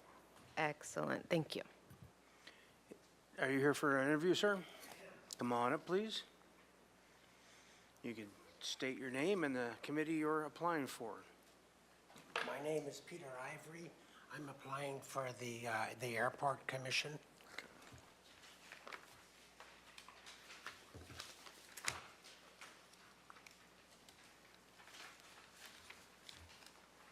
Very good. Again, my name is Peter Ivory, and have applied my University of California, Santa Barbara PhD in economics to about 30 years of aviation-related issues and problems. For 6 years, I worked at McDonnell Douglas Aircraft, conducted economic analyses, did the economic and airline forecast. I managed a team that provided marketing and solutions to a whole host of issues, including airport development and noise. For 5 years, I worked in a boutique as a consultant for aircraft manufacturers, airlines, and airports. For 20 years, I was an FAA manager of a group of economists that did cost-benefit analysis for FAA regulations. Separately, I have served as the county economist out of Nevada County Administrator's Office. I taught at the University of California, Santa Barbara at the Naval Postgraduate School, and I was a consultant at the RAND Corporation in Santa Monica. I'm just going to give you an idea how I think, so you don't have to listen to a lot of what I did. I'm independent. I don't have an agenda. I can help on many airport issues. I'd like to just to explore one. I've worked on several FAA noise issues and believe I can help here. Airports can be a huge cash drain without commercial operations. Airports have very high fixed costs. Fixed costs don't change as operations change. Airports generate a lot of revenue, or they can. One more commercial flight can bring in about $160,000 of passenger facility charges, and about 3 times that in landing fees, rents, and utilities, with minimal increase in airport cost. Increasing airport utilization can quickly generate a lot of revenue. There are substantial tourism benefits from these flights. And I know you've heard that from the Chamber of Commerce about 2 months ago when the airport manager was here. And so I'm not going to discuss any of those. However, airports operations by their nature create noise. I've heard multiple presentations of those unhappy with airplane noise. Still, the landing pattern at the airport hasn't changed since I was a graduate student in Santa Barbara. So what may be happening is COVID quieted that airport down from commercial operations. People got used to not hearing noise, and all of a sudden, these very success of the commercial operations at the airport are causing people to go, oh my God, it's noisy, I don't like this. And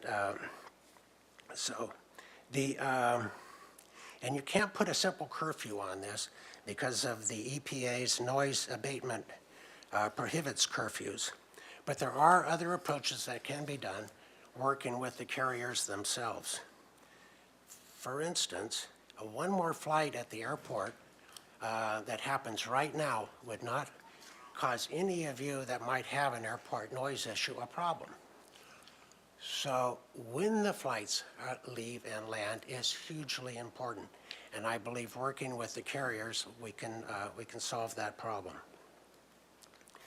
So I'm just going to stop right now, be willing to answer any questions, and thank you for your time. All right, thank you. Are there questions of this applicant? Mr. Gutierrez. Thank you, Mr. Mayor, and thank you, Mr. Ivory. Do you foresee any conflicts you might have serving on this committee? You know, I told myself the very first thing I was supposed to say was, I'm retired. And so I'm retired. And I really don't have any, all I want to do is help the community out. And I think I can do so. Have you been watching the commission meetings I have. as of recently? Yeah, I have. And how do you feel like it's functioning as of now? Actually, a lot has happened in the last couple of meetings. The interim manager submitted his final report at the airport that greatly helped a lot of issues that were at the airport. And the rest of it is that, from my perspective, is a lot like your situation. They had to sit and listen to people make presentations. Okay, thank you. Mr. Friedman? Just a quick clarification. So you're listed as a county resident. So do you live in the unincorporated or the city of Goleta? I live in the unincorporated. Thank you. Yeah. All right, thank you very much. Thank you. Thank you all. Next applicant.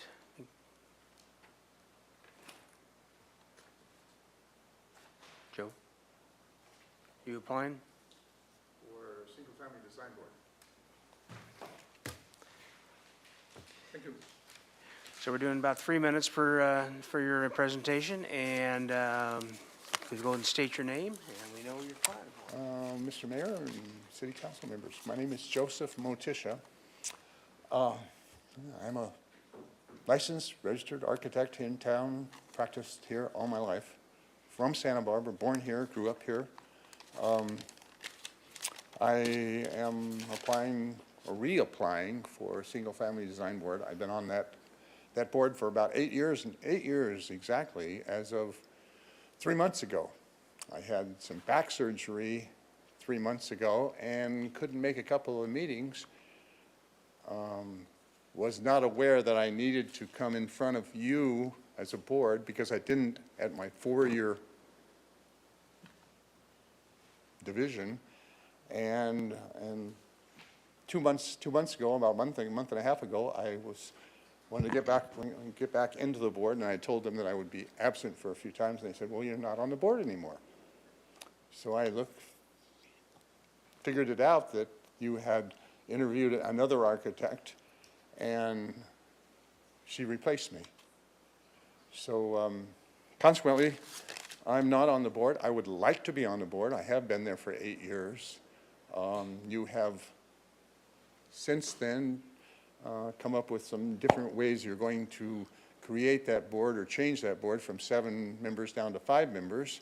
I am a licensed architect. Right now you have 1, 2, 3 licensed architects on that board. I think, yes, and 3 or 4, 3. I am in front of you to like to be on that board. You may have need for just a representative from the city, or we do have a landscape architect on that board. I have the time. I'm semi-retired, have been for 11 years. I'm a lot younger than I look. And like I said, I own property all over town. I've lived here all my life. And that's me, yeah. All right, any questions for the applicant? Ms. Sneddon?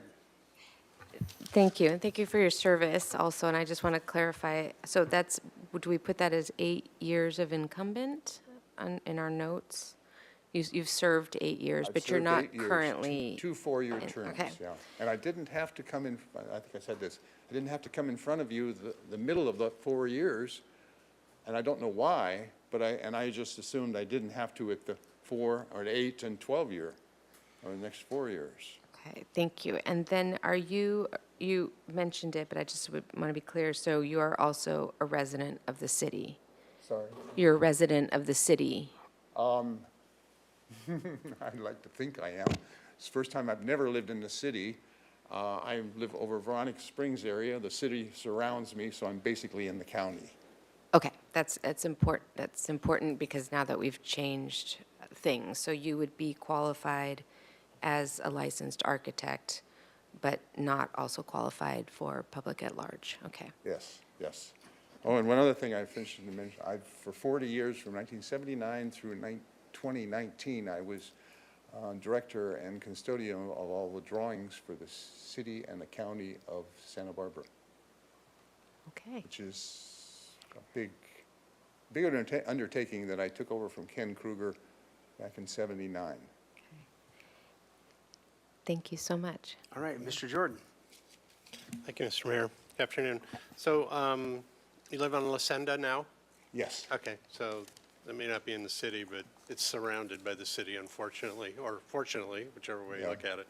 Well, we don't want to be in, sorry. That's okay. I have friends in Veronica Springs, same thing. One side of the street's one way, one side's the other. Correct. So the drama du jour, of course, with Single Family Design Board is new houses going in old neighborhoods. And in particular, in my neighborhood on West Mesa, it's no architectural sort of style that exists in the neighborhood right now. I live in a expanded faux Eichler house, and across the street are houses out of cement and glass, and other houses across the street are just out of stucco.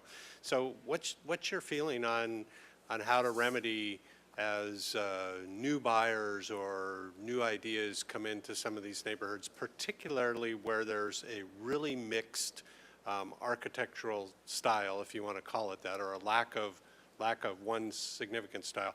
What's your personal feeling on how you work through that and remedy that in a design process? Okay, well, two things I'll mention. One, I've always been on that board, maybe a little to the left. I think it's to the left nowadays. I was an art major before I was an architecture, graduate architect.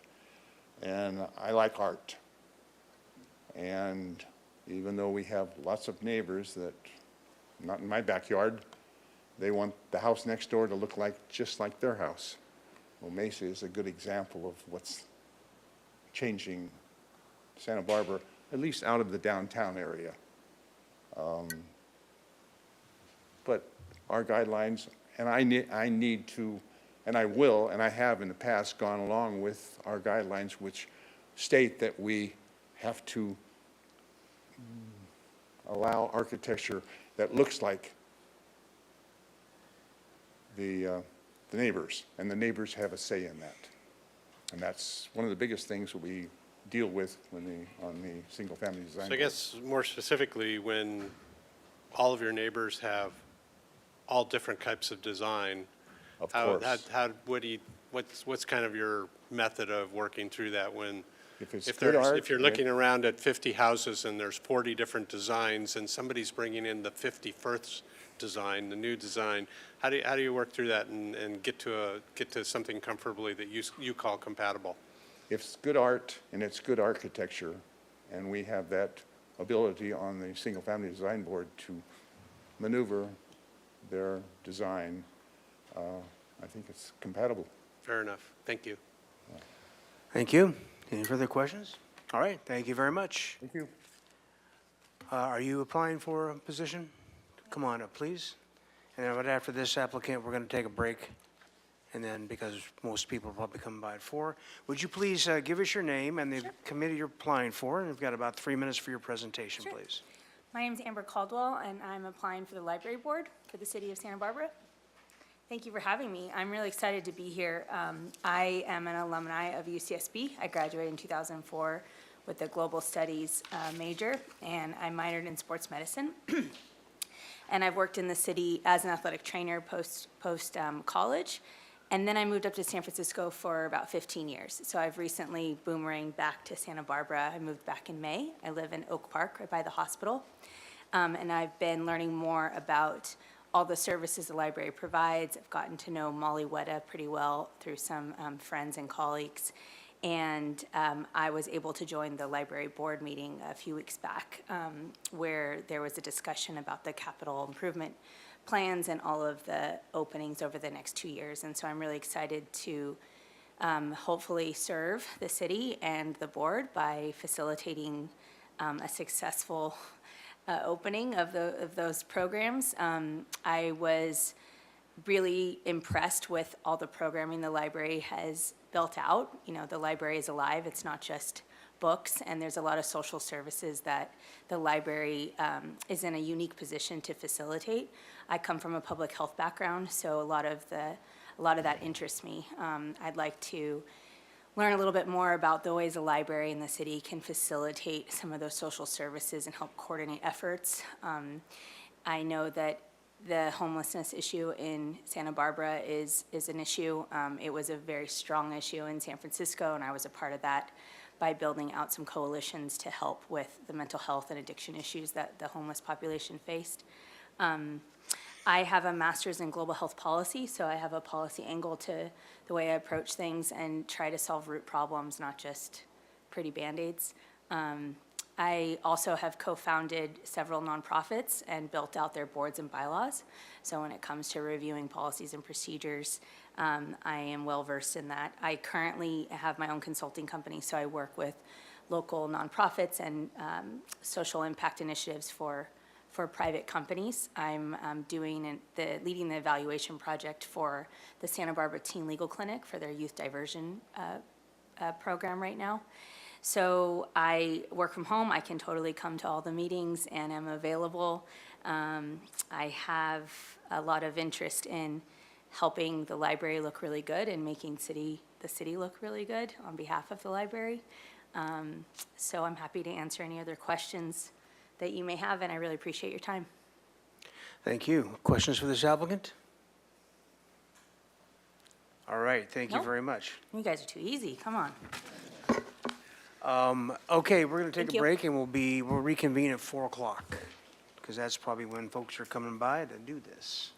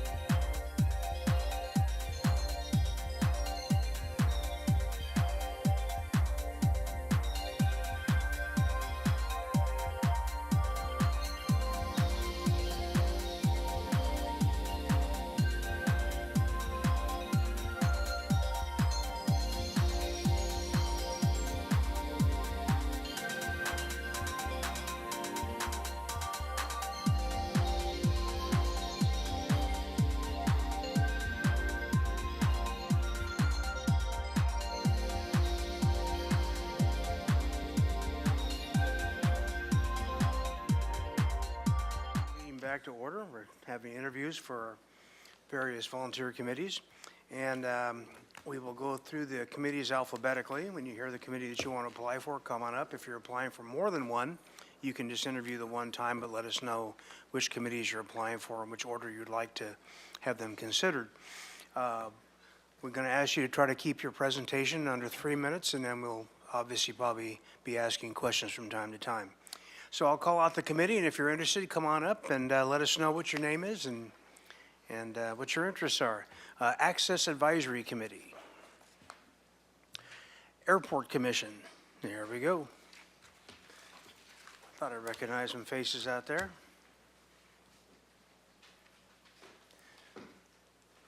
Good afternoon, Mayor and City Council. My name is Paul Bowen. Obviously, I'm applying for Airport Commission.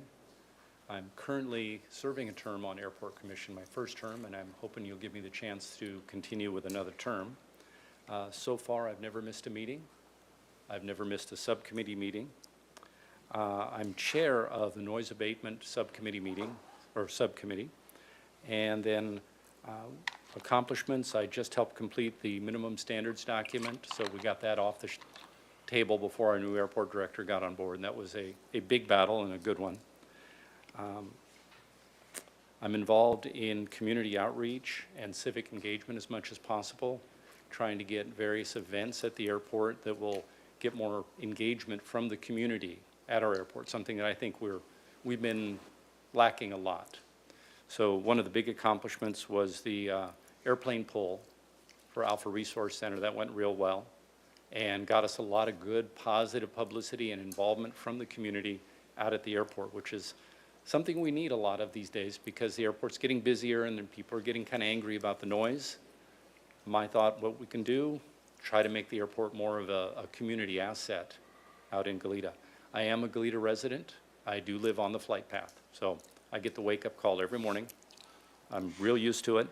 A lot of people out in Goleta come to our meetings and they start to rant. There's nobody on the Airport Commission from Goleta or even city council people, and I'm kind of going, hey, I live in Goleta. So hopefully we can continue to get more Goleta presence involved. I think you'll probably be leaned on a little bit by Goleta City Council in that direction, just a heads up. And it's not a bad thing because the airport is surrounded by Goleta. What else do we have here? I'm working on solutions for the historic hangars out there.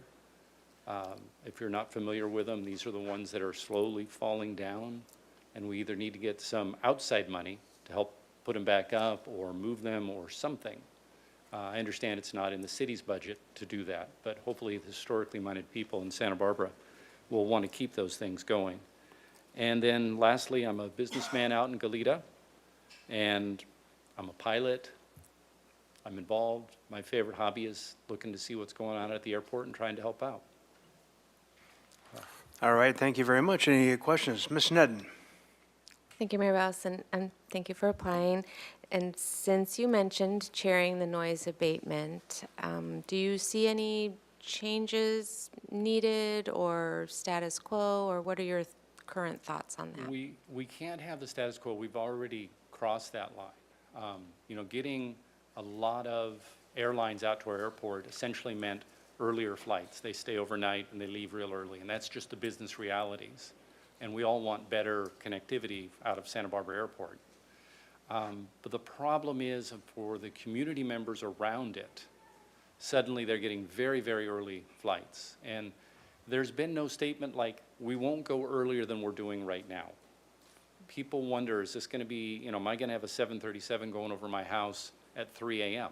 They're scared. A lot of them are very scared. So we have a new administrator, and there's a lot of things that can be done, but hopefully we can do things to calm it down a little bit. Very good. Thank you. Appreciate your answer.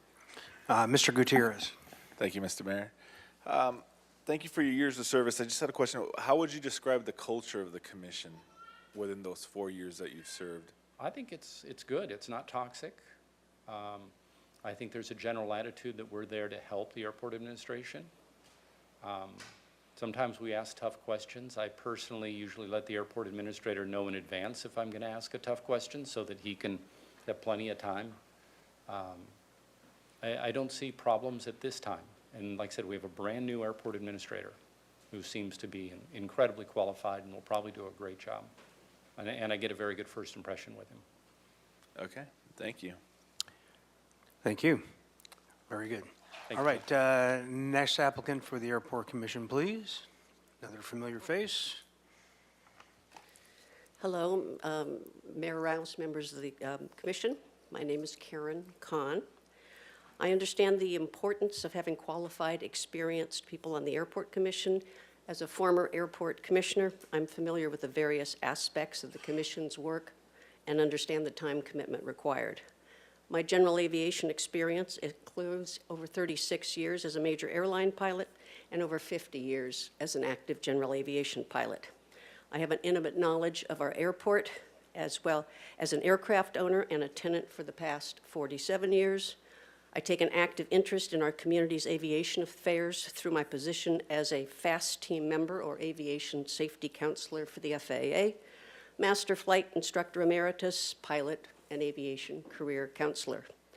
My commercial property experience includes my previous 20 years of airport commission service, as well as managing more than 75 rental units in Santa Barbara County and sustainably growing and harvesting timber in Northern California. My qualifications include, number one, the ability to speak clearly from a position of knowledge and experience in both public meetings and during media frenzies, which can occur after a headline-making aviation event. Number two, experience explaining a pilot's perspective and that of a major airline pilot for more than 3 decades. Three, consulting work as a professional expert witness in cases involving aviation employment issues. And 4, using my expertise as an airline corporate and on general aviation technical matters to help clarify events and data pertinent to the local airport operation, particularly those relating to noise concerns. 5, owning and operating a private aircraft in Santa Barbara for the last 37 years. And 6, regularly attending airport commission meetings and local FAA safety seminars. My specific interests include improving and increasing our commercial air service without undue environmental impact, maintaining needed services for the general aviation users, and correcting any safety hazards that could threaten our airport's continued viability.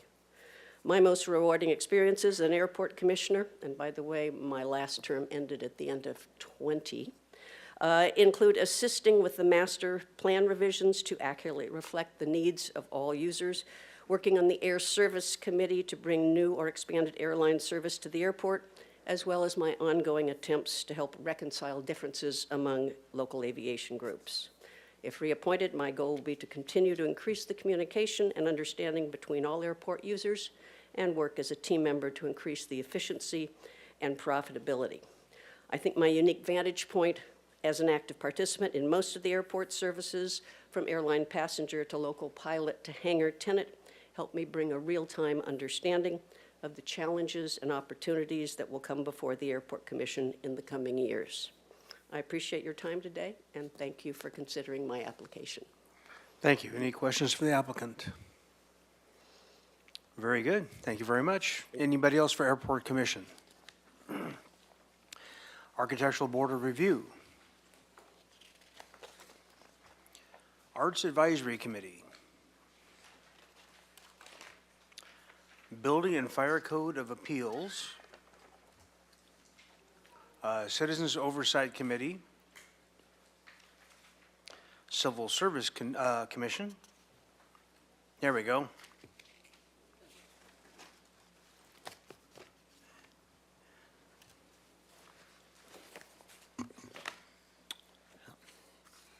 I have to read this. You had so many questions on the form. My name is Hap Freund. I am applicant for the Civil Service Commission, and I'm willing to consider other ones if you don't think I'm appropriate for that. You'd have to suggest them, though. Am I willing and able to devote the time? Yes, if appointed. What do I know about the Civil Advisory Group, Civil Citizen Advisory Group? I've read all the information on the website, including the hearing procedures, which took a while, and the minutes of the meetings. I have not attended a meeting, nor have I spoken with the current commissioners, of which there are 3. I think there's 2 vacancies. I do plan to attend the next one that's scheduled on November 14th. What experience or skills do you possess? I think I'm usually a very rational human being, fair and open-minded, but also a person who has a commitment to process and fair procedures. And in my long ago past, I had training and experience both as an attorney and as an administrator. This helps me see both sides of an issue, and I expect fact-based information to form an opinion, and it makes me expect the same of others. Why do I want to be appointed? I continue to look for ways to be involved in our community. I thought that this particular advisory group was a good match for my interest, skills, and actually my time, because they only meet 4 times a year, or every other month. They meet every other month. For the past 3 years, I've been a member of the city's Volunteers in Policing, but I've resigned from that commitment in case there's some kind of conflict. Are there any issues or interests that you're desirous of promoting and changing? And I would say no, I have no particular agenda. The commission hears disciplinary appeals of city employees. What experience do I have? I spent 4 years in an administrative position for a department within the city and county of Honolulu. 4 more years, 1997 to 2001, as the first director of the City of Seattle's government TV station, similar to one you have here that Tony Ruggieri runs. In that latter capacity, I inherited a staff that was assembled from employees of a variety of city departments, none of whom the city departments wanted. So they put them all, because they had tangential skills or background in media, they put them all in the new department they created that I got to manage. Needless to say, I learned a lot about management in those 4 years. I had employees who spied on one another, 2 who got into a physical altercation, 1 who only wanted to play video poker, and that's some of the good news. All were civil service employees. So I gained really a lifetime of experience disciplining and evaluating employees crammed into a 4-year period. But we built a good team that won national recognition for the work. And I did have to go through a series of extensive progressive discipline with 1 employee, the video poker player, who was no longer employed at the end of the period. I'm here in Santa Barbara. I was the first director of TVSB as it moved from being a Cox project to an independent nonprofit. Now, the challenges were not nearly as great as with the city of Seattle. I did have to develop a team approach with people who had not worked under the same sort of expectations. And we also won national recognition for content and innovation. And in that capacity, I also had to mediate disputes and conflicts with community producers, a few of which required, I would say, King Solomon-type skills and a sense of humor. At both the City of Seattle and with TVSB, I adopted a practice of written evaluations of employees and expected employees to write self-evaluations as well as ones of me, all of which we shared in order to find common ground on interests, areas of concern, ways to improve. What's your perception of the role of disciplining employees in managing a work environment? I said the key words are fairness, clarity, notice, clear direction on expectations and improvement, progressive discipline, and professional assistance to improve or correct problems. All right, thank you very much. Any questions for this applicant? Appreciate that. Yep. Thanks, Hap. Okay, anybody else for the Civil Service Commission? Community Development and Human Services Committee. Community Events and Festivals.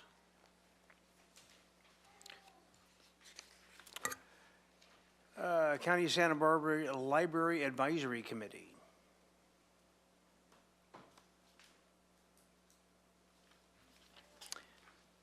And once again, we'll try to keep our presentations at 3 minutes if possible. Thank you. Go right ahead. Good afternoon, Mayor Rouse and City Council members. I currently serve on that committee, but was told that it was just for a 6-month assignment, so I needed to reapply and re-interview. I was an elementary school teacher for 25 years in Goleta. I am currently the president of the Santa Barbara Friends of the Library, so I meet with Jessica Carente at least once a month, and we communicate often about library business. I'm on the Santa Barbara Library Board, so it's kind of a natural connection to be well aware of what's going on in Santa Barbara, so I can share that at a county level. So I don't know if you have any questions for me. I was just surprised, actually. It's like, I just assumed it was for a year, but I would like to continue. I haven't missed any meetings. We've yet to meet in public together. I'm really excited about that. But in the meantime, we've done a lot of Zoom meetings to stay in accordance with the Brown Act. Well, we do our best to keep you guessing. Mr. Friedman has a question. Just a quick question. So this is for the County of Santa Barbara Library Board, and you referenced that you're on the city library board, and the general practice has been we appoint someone from that board to the county.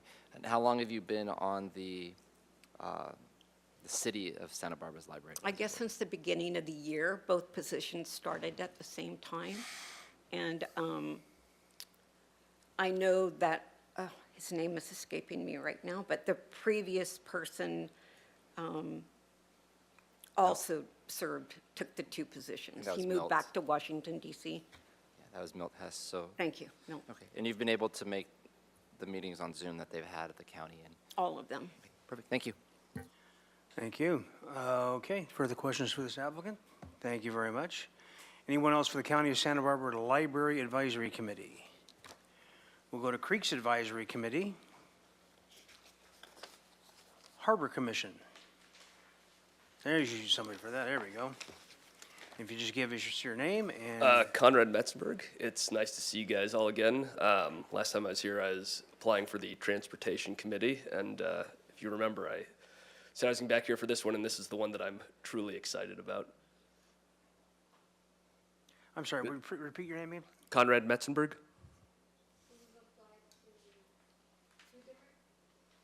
Yeah, I previously applied to the Transportation Committee, and I've applied to the Harbor Committee.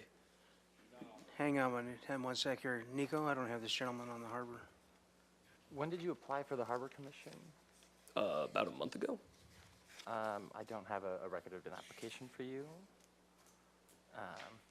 I got an email from a Nick Lopez to come down here and apply.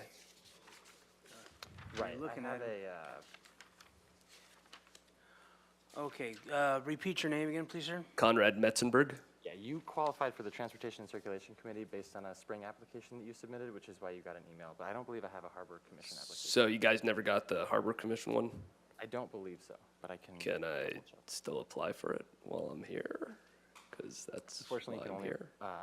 interview for the Transportation and Circulation Committee because that's the application we have on file for you. That's an awful shame. There you I are, can Conrad follow up with Metzenberg, you. right. Okay. Can't we give them a provisional? Yeah, what I would say is just- this, let's you go can ahead and do figure it out your later. interview, and this will be the same. Now, in preference, Transportation Circulation Committee or Harbor Commission? Oh, Harbor Commission, hands down, way more in line with my core competency. All right, well, what we'll do is we'll go ahead and hear your, you don't have to apply this one.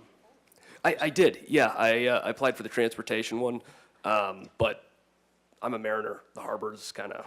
Mr. Mayor, if I could just interrupt, maybe we could Yeah. just let him do his interview, ask questions, and then we can review his application and follow up at a Okay, later very point. good, we'll go with that. So, Mr. Metzger, go right ahead. Okay, I appreciate that, guys. So I really want to be part of this because of how I feel about the Santa Barbara Harbor. I grew up thoroughly a harbor rat here in Santa Barbara. My first job was working for Rick Sanchez, the owner of Salty Dog Dive Service, scrubbing boat bottom hulls when I was 13 years old. And I love the Santa Barbara Harbor with every ounce of my being. Not because it's the greatest harbor in the world. It's actually textbook, not how you build a harbor. If you guys know a lot about longshore sand movement. But it's a great place that I love, and I want to see it be all it can be. It's also the gateway to the Channel Islands and to a whole lot of activities and business that come in here. That's where I got my start in the maritime field, was here in Santa Barbara. I'm still in the field. I went to Cal Maritime. I have a a minor in marine engineering, a bachelor's of science in marine transportation, and a master's in transportation and engineering management with a focus on port and terminal management. I think that would help me with this position. I deal with Mike Wiltshire a lot about the various issues around the harbor, was the president of the Santa Barbara Freedivers Club. I'm familiar with the challenges that Mike faces. Mike is a very pragmatic guy who has no illusions about the issues that are going on right now. The talk about the cruise ships, the various people competing for the finite resource that is the Santa Barbara Harbor. The fishermen, recreational, private use. I'm familiar with all of them, and that's really why I think I'd be a good fit for this.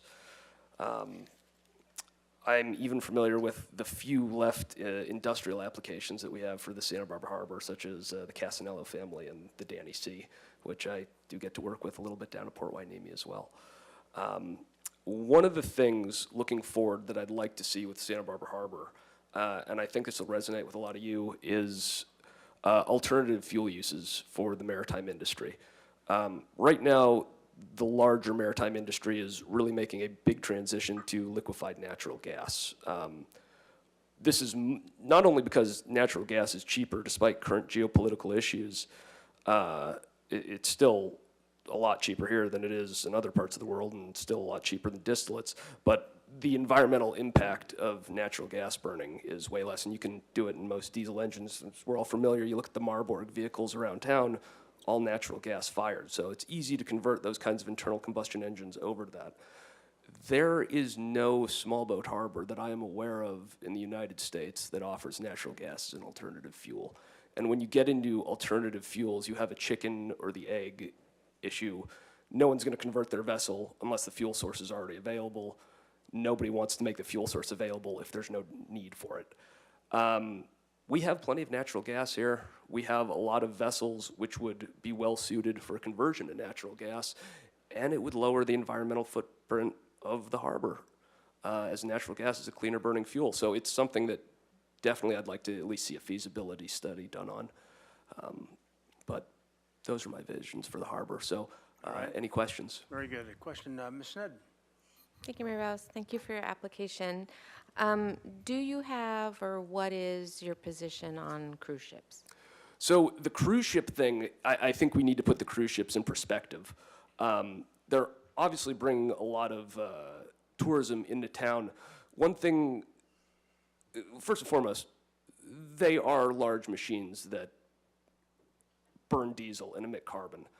What we really got to think of, though, is how many people you're bringing in versus the average cruise ship's 3,000 people. There is no more let me rephrase that. Shipping materials by ocean is the least carbon intensive way to move goods per ton. So if you were to get those 3,000 people up here via airplane or car, your emissions would be greater. And that, we're just talking air quality here. We can get into the whole sewage from cruise ships thing too. I'll address that in a bit. So we want to look at that and compare that to, like, all right, let's look at the airport's emissions. Let's look at the emissions from the freeway on a given day. For 3,000 people here, I think it's an acceptable trade-off. Looking, if you're going to get them here, this is the best way to do it as far as carbon intensity goes. I'd also say you need to look at the 10,000 gallons a day of just oil that seeps into the channel and 3.5 tons of methane that the channel emits every day. And then look at how much a cruise ship emits and realize, is this an optics issue or an actual emissions issue? But you can't get around the fact, yes, they are burning diesel. Is this really where the focus needs to be as far as emissions goes? The sewage thing, there's a lot of misinformation out there on that, on how cruise ships process sewage and where they're allowed to dump their sewage. They're all IMO signatory vessels, which means they have to apply to MARPOL 7378, and as well as within their U.S. waters, the National Pollution Discharge Elimination System, put in place by the EPA. So they really cannot follow those laws and dump raw sewage within 12 nautical miles. Based on their size, they probably can't do it at all, period, just because of the calculations. Their sewage treatment systems are much like ours here. They're three-phase: mechanical digestion, aerobic bacterial digestion, followed by chlorination. That's your standard maritime marine sanitation device. That's how they work. Cruise ships, they produce a massive amount of sewage. So 21,000 gallons a day. The city of Santa Barbara's El Estero treatment plant treats 6 million per day, and it dumps out a pipeline 1.5 miles offshore. So again, there's a bit of context. We have to put things in 21,000 gallons versus 6 million Okay, dumped within a we mile have of each other. another question after this one, Mr. Go ahead. Mr. Friedman. Oh, just to follow up, one of the discussion points on cruise ships is that looking at the industry, there's different levels of some in the industry have higher emission standards and best practices environmentally, and some don't. Absolutely. And one of the things that possibly will be looked at through the Harbor Commission process is looking at that type of criteria. Is that something you would be supportive of looking at, is how we can maybe raise our standards for cruise ships? Yeah, absolutely. So the one great thing about the cruise ship industry that separates it from the rest of the maritime industry as a whole is they transport people to beautiful places around the world. A tanker does not pull into a fjord in Norway and bring passengers there. These are ships built to go to very environmentally sensitive areas. Alaska, here's probably one of the, Alaska's regulations on cruise ships are much tighter than ours. Norway, same deal. But looking at each one, each diesel plant is going to be different. These are mostly diesel electric vessels. One thing we should be looking into is how they station keep while they're out here. Sometimes they go out there and they've got their anchor down, which means they're using less diesel to keep station. On the other hand, though, they're putting an anchor into the mud, so there is some trade-off there. They're may be disturbing some marine life, even if minorly, but they're not using their main propulsion to keep station. So that, all of that equals CO2 and methane, or. Thank you. All right. Thank you very much. Further questions for this applicant? All right, thank you so much. Thank you so much for letting me talk. I appreciate Anybody it. else for the Harbor Commission? Historic Landmarks Commission.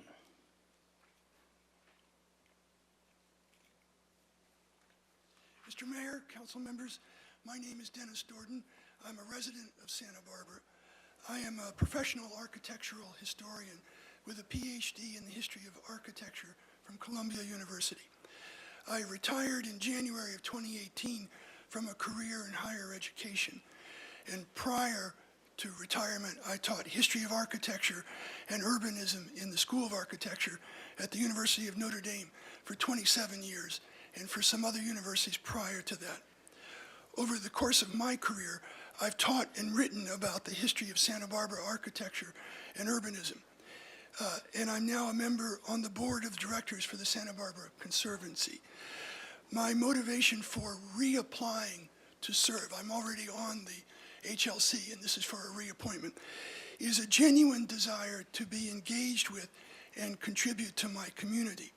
And as a professional architectural historian, I believe I can bring particular and useful skills to the HLC, and I have the time now. In terms of my familiarity with the HLC, I've been on it since January of 2021. I am familiar with the revised Historic Resources Ordinance approved last year and with the rules of procedure for meetings. I serve on the designation subcommittee, so I've been involved with the nitty-gritty routine work. And I also serve on the Objective Design and Development Standards Task Force for the city of Santa Barbara. And I'll be happy to answer any questions that you have. All right, very good. Other questions for the applicant? Mr. Friedman. I just got one. As a fellow Notre Dame alum, what's your pick on Clemson on Saturday? Just kidding, you don't have to answer that. I'm praying. If I were in South Bend, I'd light a candle at the grotto. Yeah. Classic Golden Domer, can't leave it alone. All right. Anyone else for Historic Landmarks Commission? Oh, thank you, Mr. Norton. Anybody else for HLC? Okay. We'll go to the Library Board. Nobody there. Living Wage Advisory Committee. Neighborhood Advisory Council. All right, Parks and Recreation Commission. Planning Commission. That's usually a hot button. Okay, here we go.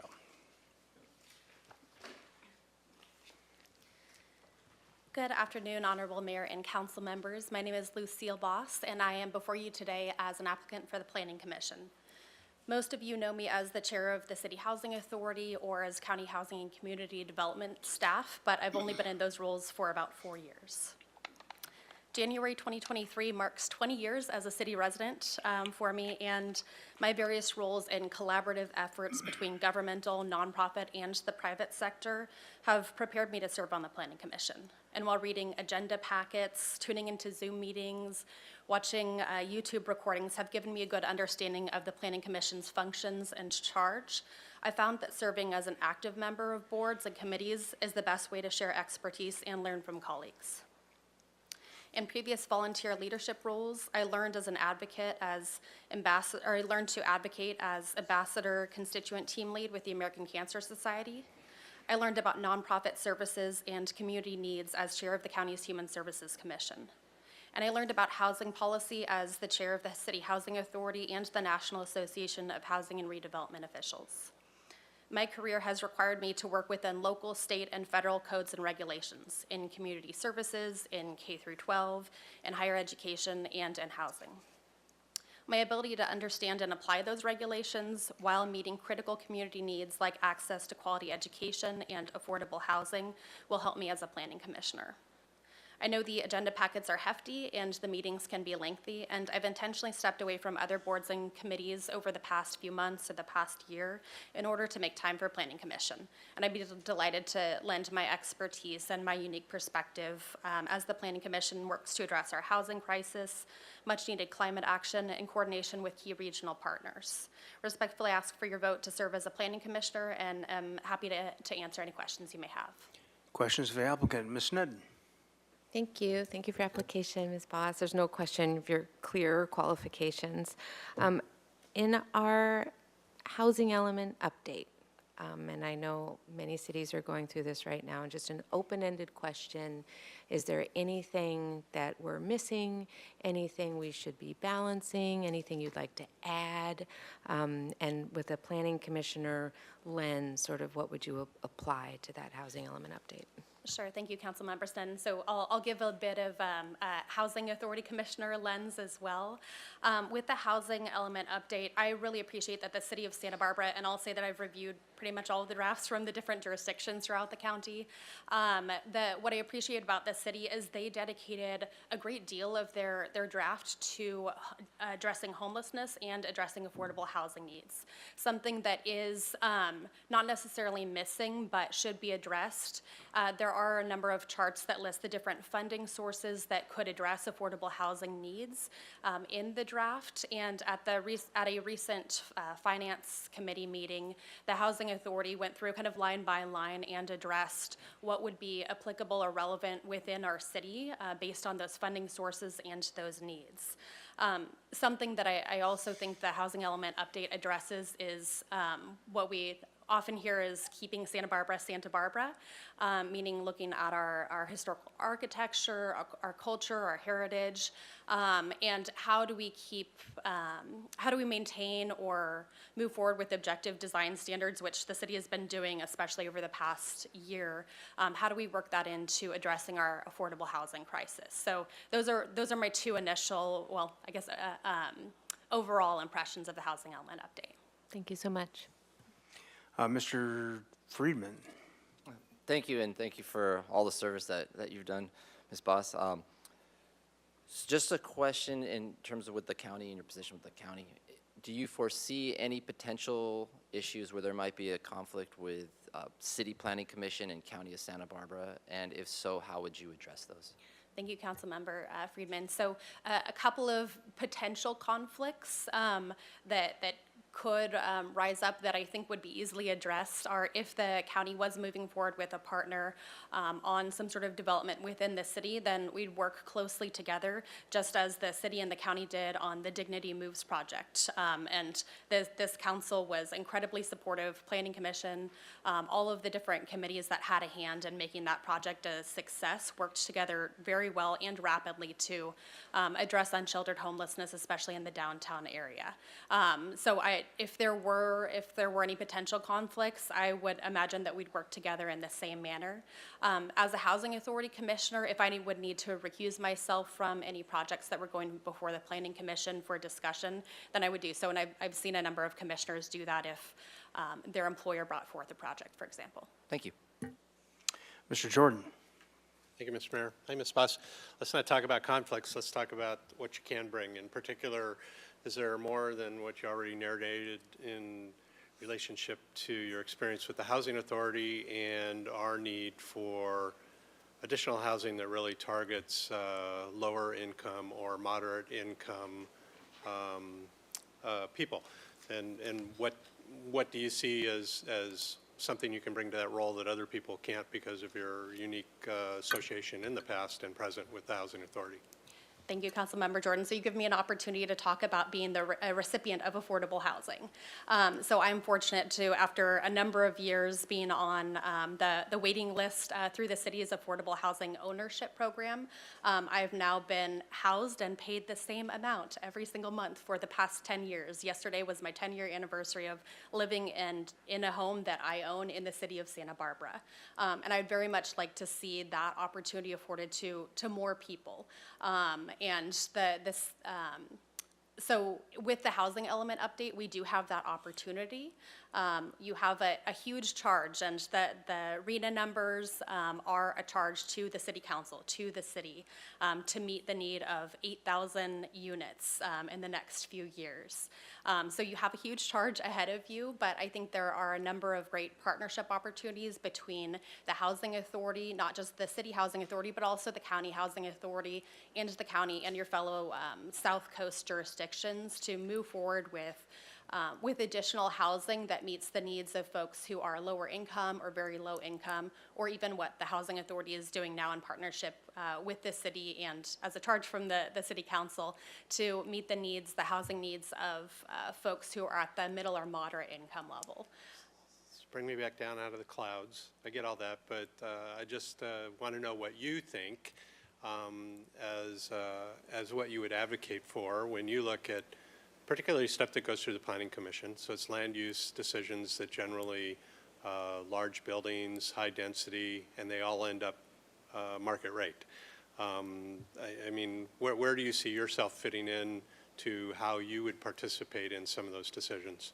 I see myself advocating personally for additional inclusionary housing measures to make sure that, like my development, 7 of the units are affordable and 7 of the units are market rate. And I'd like to see more projects like that. Perfect. Thank you so much.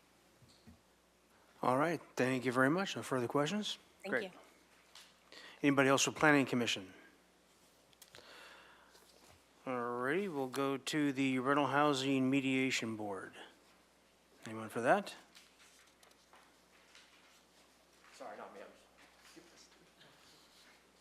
These are interviews for committees and commissions. Oh, yeah. Did I not have to fill this out? No.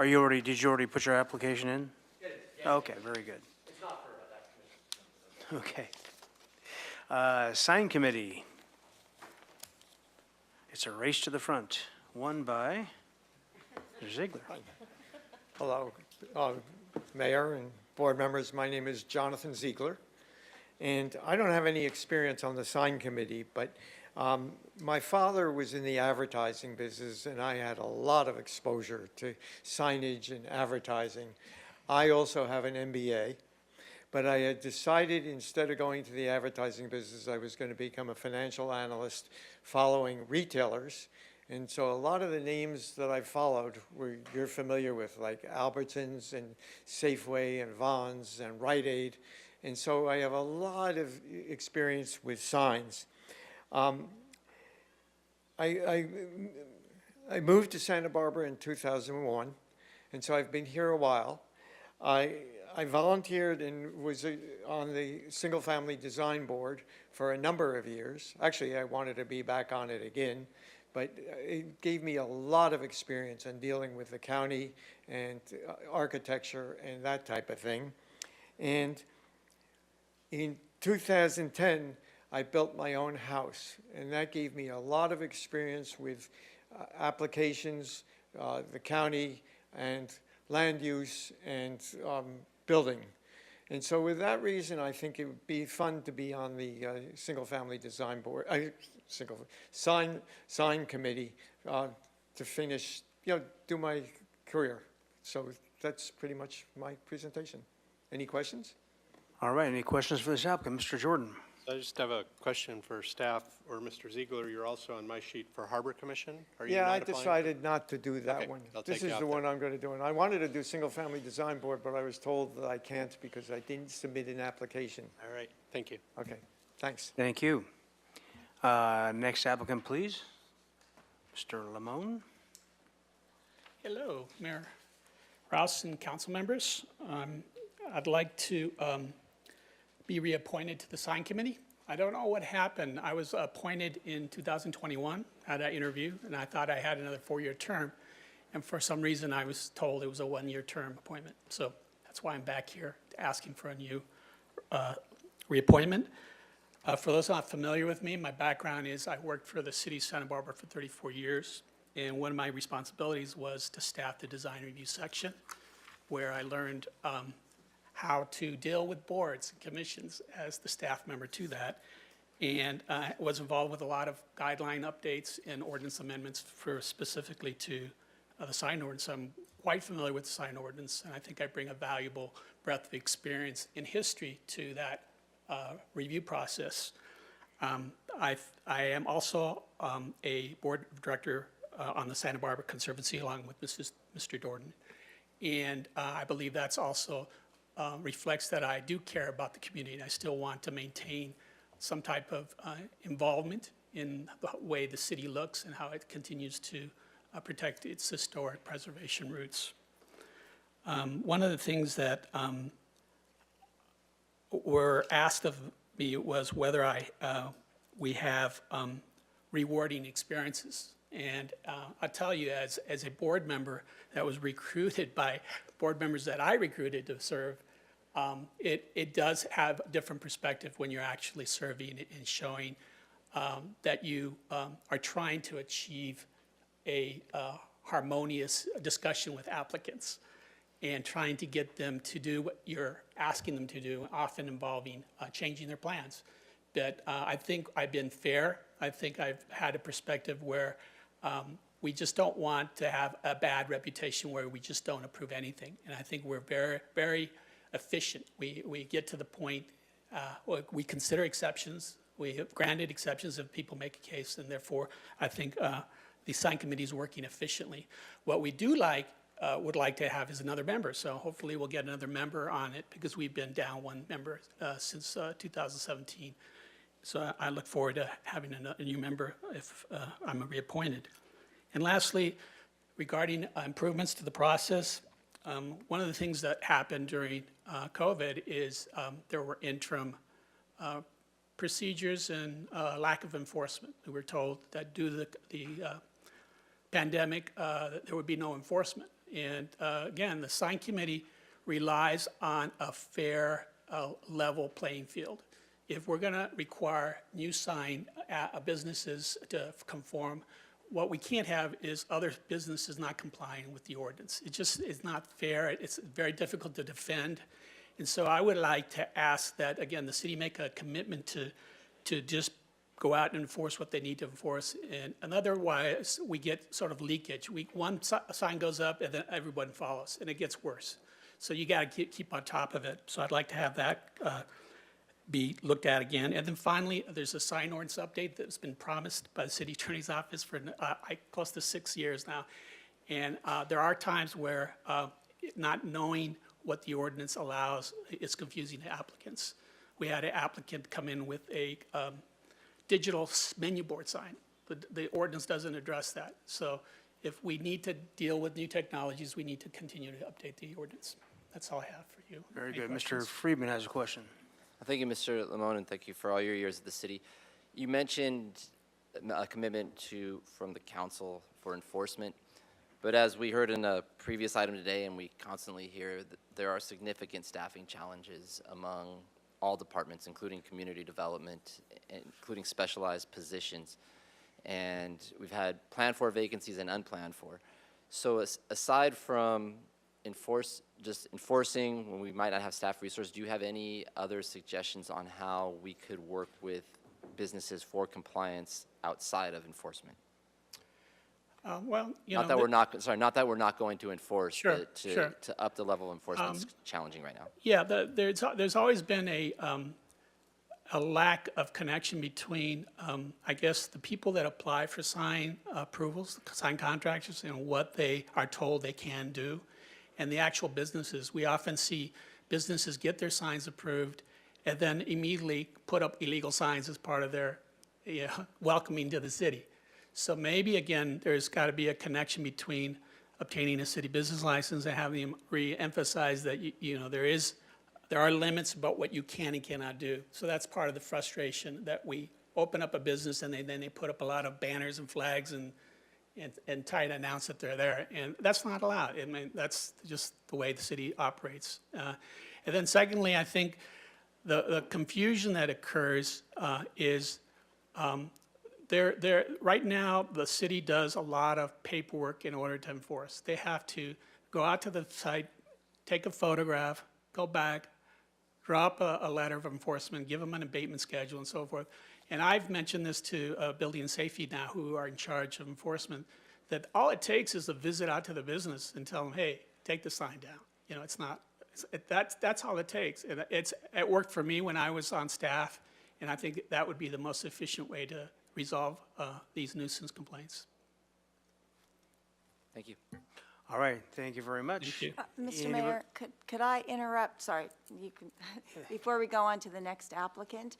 I noticed this when Mr. Ziegler finished his remarks, that he had wanted to apply for the Harbor Commission as well, but didn't submit an application. According to the 2013 guidelines, an interviewee can indicate that they want to be considered for another committee, even though they didn't submit an application, and they can be added to the list if they otherwise qualify. So if they otherwise qualify for that other committee or board, they can state that during their interview and be added to that list as well for consideration. So I just wanted to put that. Thank you. So, Mr. Lopez, would you go ahead and add Mr. Ziegler to that list, please? Thank you. There we go. For- Done. For clarity, Mr. Ziegler, What's that was that? Single Family Design Board, correct? Yeah, well, he's already on the TCC, or the, yeah. He mentioned that Yeah, he I wanted think to we be did added to that the already. Harbor Commission. I think we're good. Okay, back to sign committee. Anyone else for sign committee? Single Family Design Board. Mr. Mayor, I just want to confirm that Mr. Ziegler wants us to consider him for Harbor Commission because he's. Harbor Commission, single family. And you wanted to be considered for that now. Okay, thank you. All right, Mr. Lopez, you got that one? All right. Gotcha. Good catch, Mr. Friedman. Anybody else for Single Family Design Board besides Mr. Ziegler there? Sister Cities Board. Transportation and Circulation Committee. I know I see one out there. Ms. Blackerby? Good afternoon, Mayor and council members. I'm Hillary Blackerby, applying for reappointment to Transportation and Circulation Committee. Actually looked it up recently, and I was first appointed in 2009, so it's been a long ride, but it actually has flown by. Definitely still willing and able to devote the time necessary. And in my time there, it's been great to see the evolution of the city and of a lot of projects. We actually just had a committee meeting last week where staff, of course, announced the at least staff recommendation for the California Transportation Commission for $54 million in active transportation program grants, which is stunning, outstanding, and that's on top of a record of already bringing in, I think, $40 million other dollars for projects, and now they're getting built, and it's great to see around town. So it's been fun to be a part of the very beginning of those projects when they were first devised. See them go through design, see them, apply for funding and be awarded and now be built, right? This is the payoff. So I want to be there for the payoff too, and to see how we can move to the next level to, continue to improve our city on all modes. And we've seen a lot of progress, especially over the last decade, but there's lots of work left to do. So it's been very rewarding. We definitely appreciate the opportunity to continue to serve, and happy to take any questions. Thank you. Ms. Sned has a question. I do. It's just a question just for you because you've had so many years of service, but I'm curious, and maybe think about it and maybe you don't have an answer today, but is there an example of a project that seemed like a really big deal at the time, but then once it was built and implemented, that there was a different perspective on it? Just like genuinely curious. Good question. I think there's been several, really. I think one was the roundabout at Cliff Drive in Las Positas, where it was like, it's just too expensive, but the operations of that intersection before were horrible, the backups were really bad, and people were like, well, it's gonna cost a little bit extra if we put in the roundabout. Now people are obsessed with it and love it, right? And so that's great. And then adjacent to that, right, the Las Positas and MODOC multi-use path was a pipe dream for a long time, and now it's stunning, right? So some of those things come to mind, and then ones that are being built now. There's much to do in these chambers about what ultimately became a Sola Bike Boulevard when it was going to be on Mitchell Terrena, and there's a lot of bloodshed over that, but it's being built, and I'm excited for people to be able to see it. So, yeah, I'm sure there's more, but those are the first that come to mind. Those are great examples. Thank you. Thank you. Any other questions? Thanks very much. Thank you. Anybody else for Transportation and Circulation Committee? I see Ms. Rodriguez heading our way. Good afternoon. I'm Kathleen Rodriguez, and I'm here today to reapply for membership to the TCC. I've been on the committee for 9 years. Hillary was there just a little bit before me. And I've always found it to be an informative experience for me and an opportunity to be a liaison between city staff and community citizens. I welcome the opportunity to continue to provide input on planned transportation changes and to explain to my friends and neighbors why certain decisions were made and gather their input for future meetings. I've been fortunate to participate in the planning and implementation of many important projects, such as the Las Positas project, the Bicycle Master Plan, and the creation and development of Vision Zero, just to name 3 of the huge ones. I am retired from paid employment, having spent my working years in the medical field as a clinical administrator, laboratory scientist, and a public health worker. So I bring the public health perspective to this committee and would really like to continue to serve another term. Thanks for your time. Thank you. Questions from Ms. Rodriguez? All right, thank you very much. And I believe, let me just see here, I've got Julian Serafian. And you are for the Citizens Oversight Committee. Okay. All right, you have 3 minutes up here. Give us your best shot. Thank you, thank you. Thank you guys for all of your time. Hello, my name is Julian Serafian.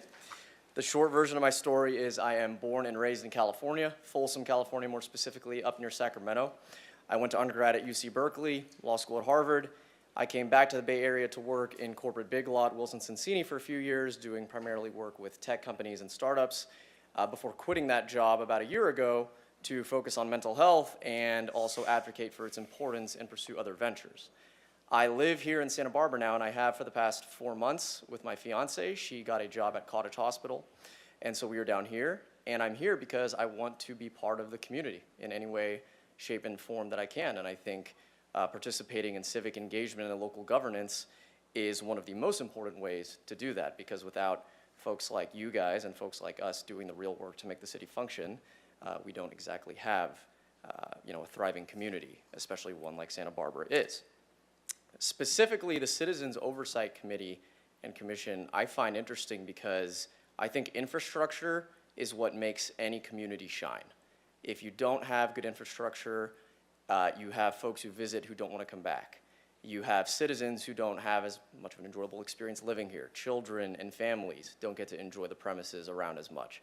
And, in the recent years, I think Measure C, which has passed, obviously has provided the city with more resources to better understand and manage, the city's infrastructural weak spots or other areas that we think need improvement. So participating on that committee, I think, is a great way of, showcasing and involving my background in the law and my legal expertise, combining it with civic engagement, and also trying to be hands-on in really helping the community where I think it needs help, or taking action, and of course, guiding you all, or helping and supporting you all in making the same happen.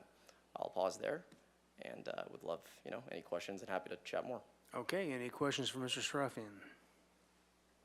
Mr. Gutierrez? Good to see you. Yeah, likewise.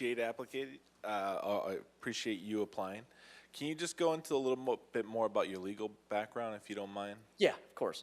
So graduated law school in 2018 from Harvard. I went straight to Wilson Sonsini, which is a big law firm up in Silicon Valley. I should mention what I'm up to now, and so thank you for the question.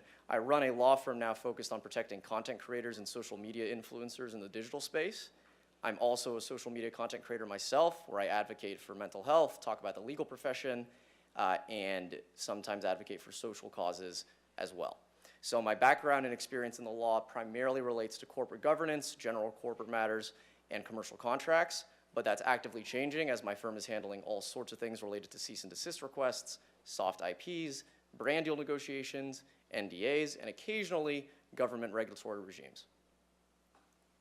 Thank you, much appreciated. Okay, other questions? All right, thanks very much. Thank you all. And did I miss any? Looks like we've talked to everyone out there. Ms. Harmon, are you still back there? Okay, and Jack, very good. Very good. With that, we are adjourned. Thank you.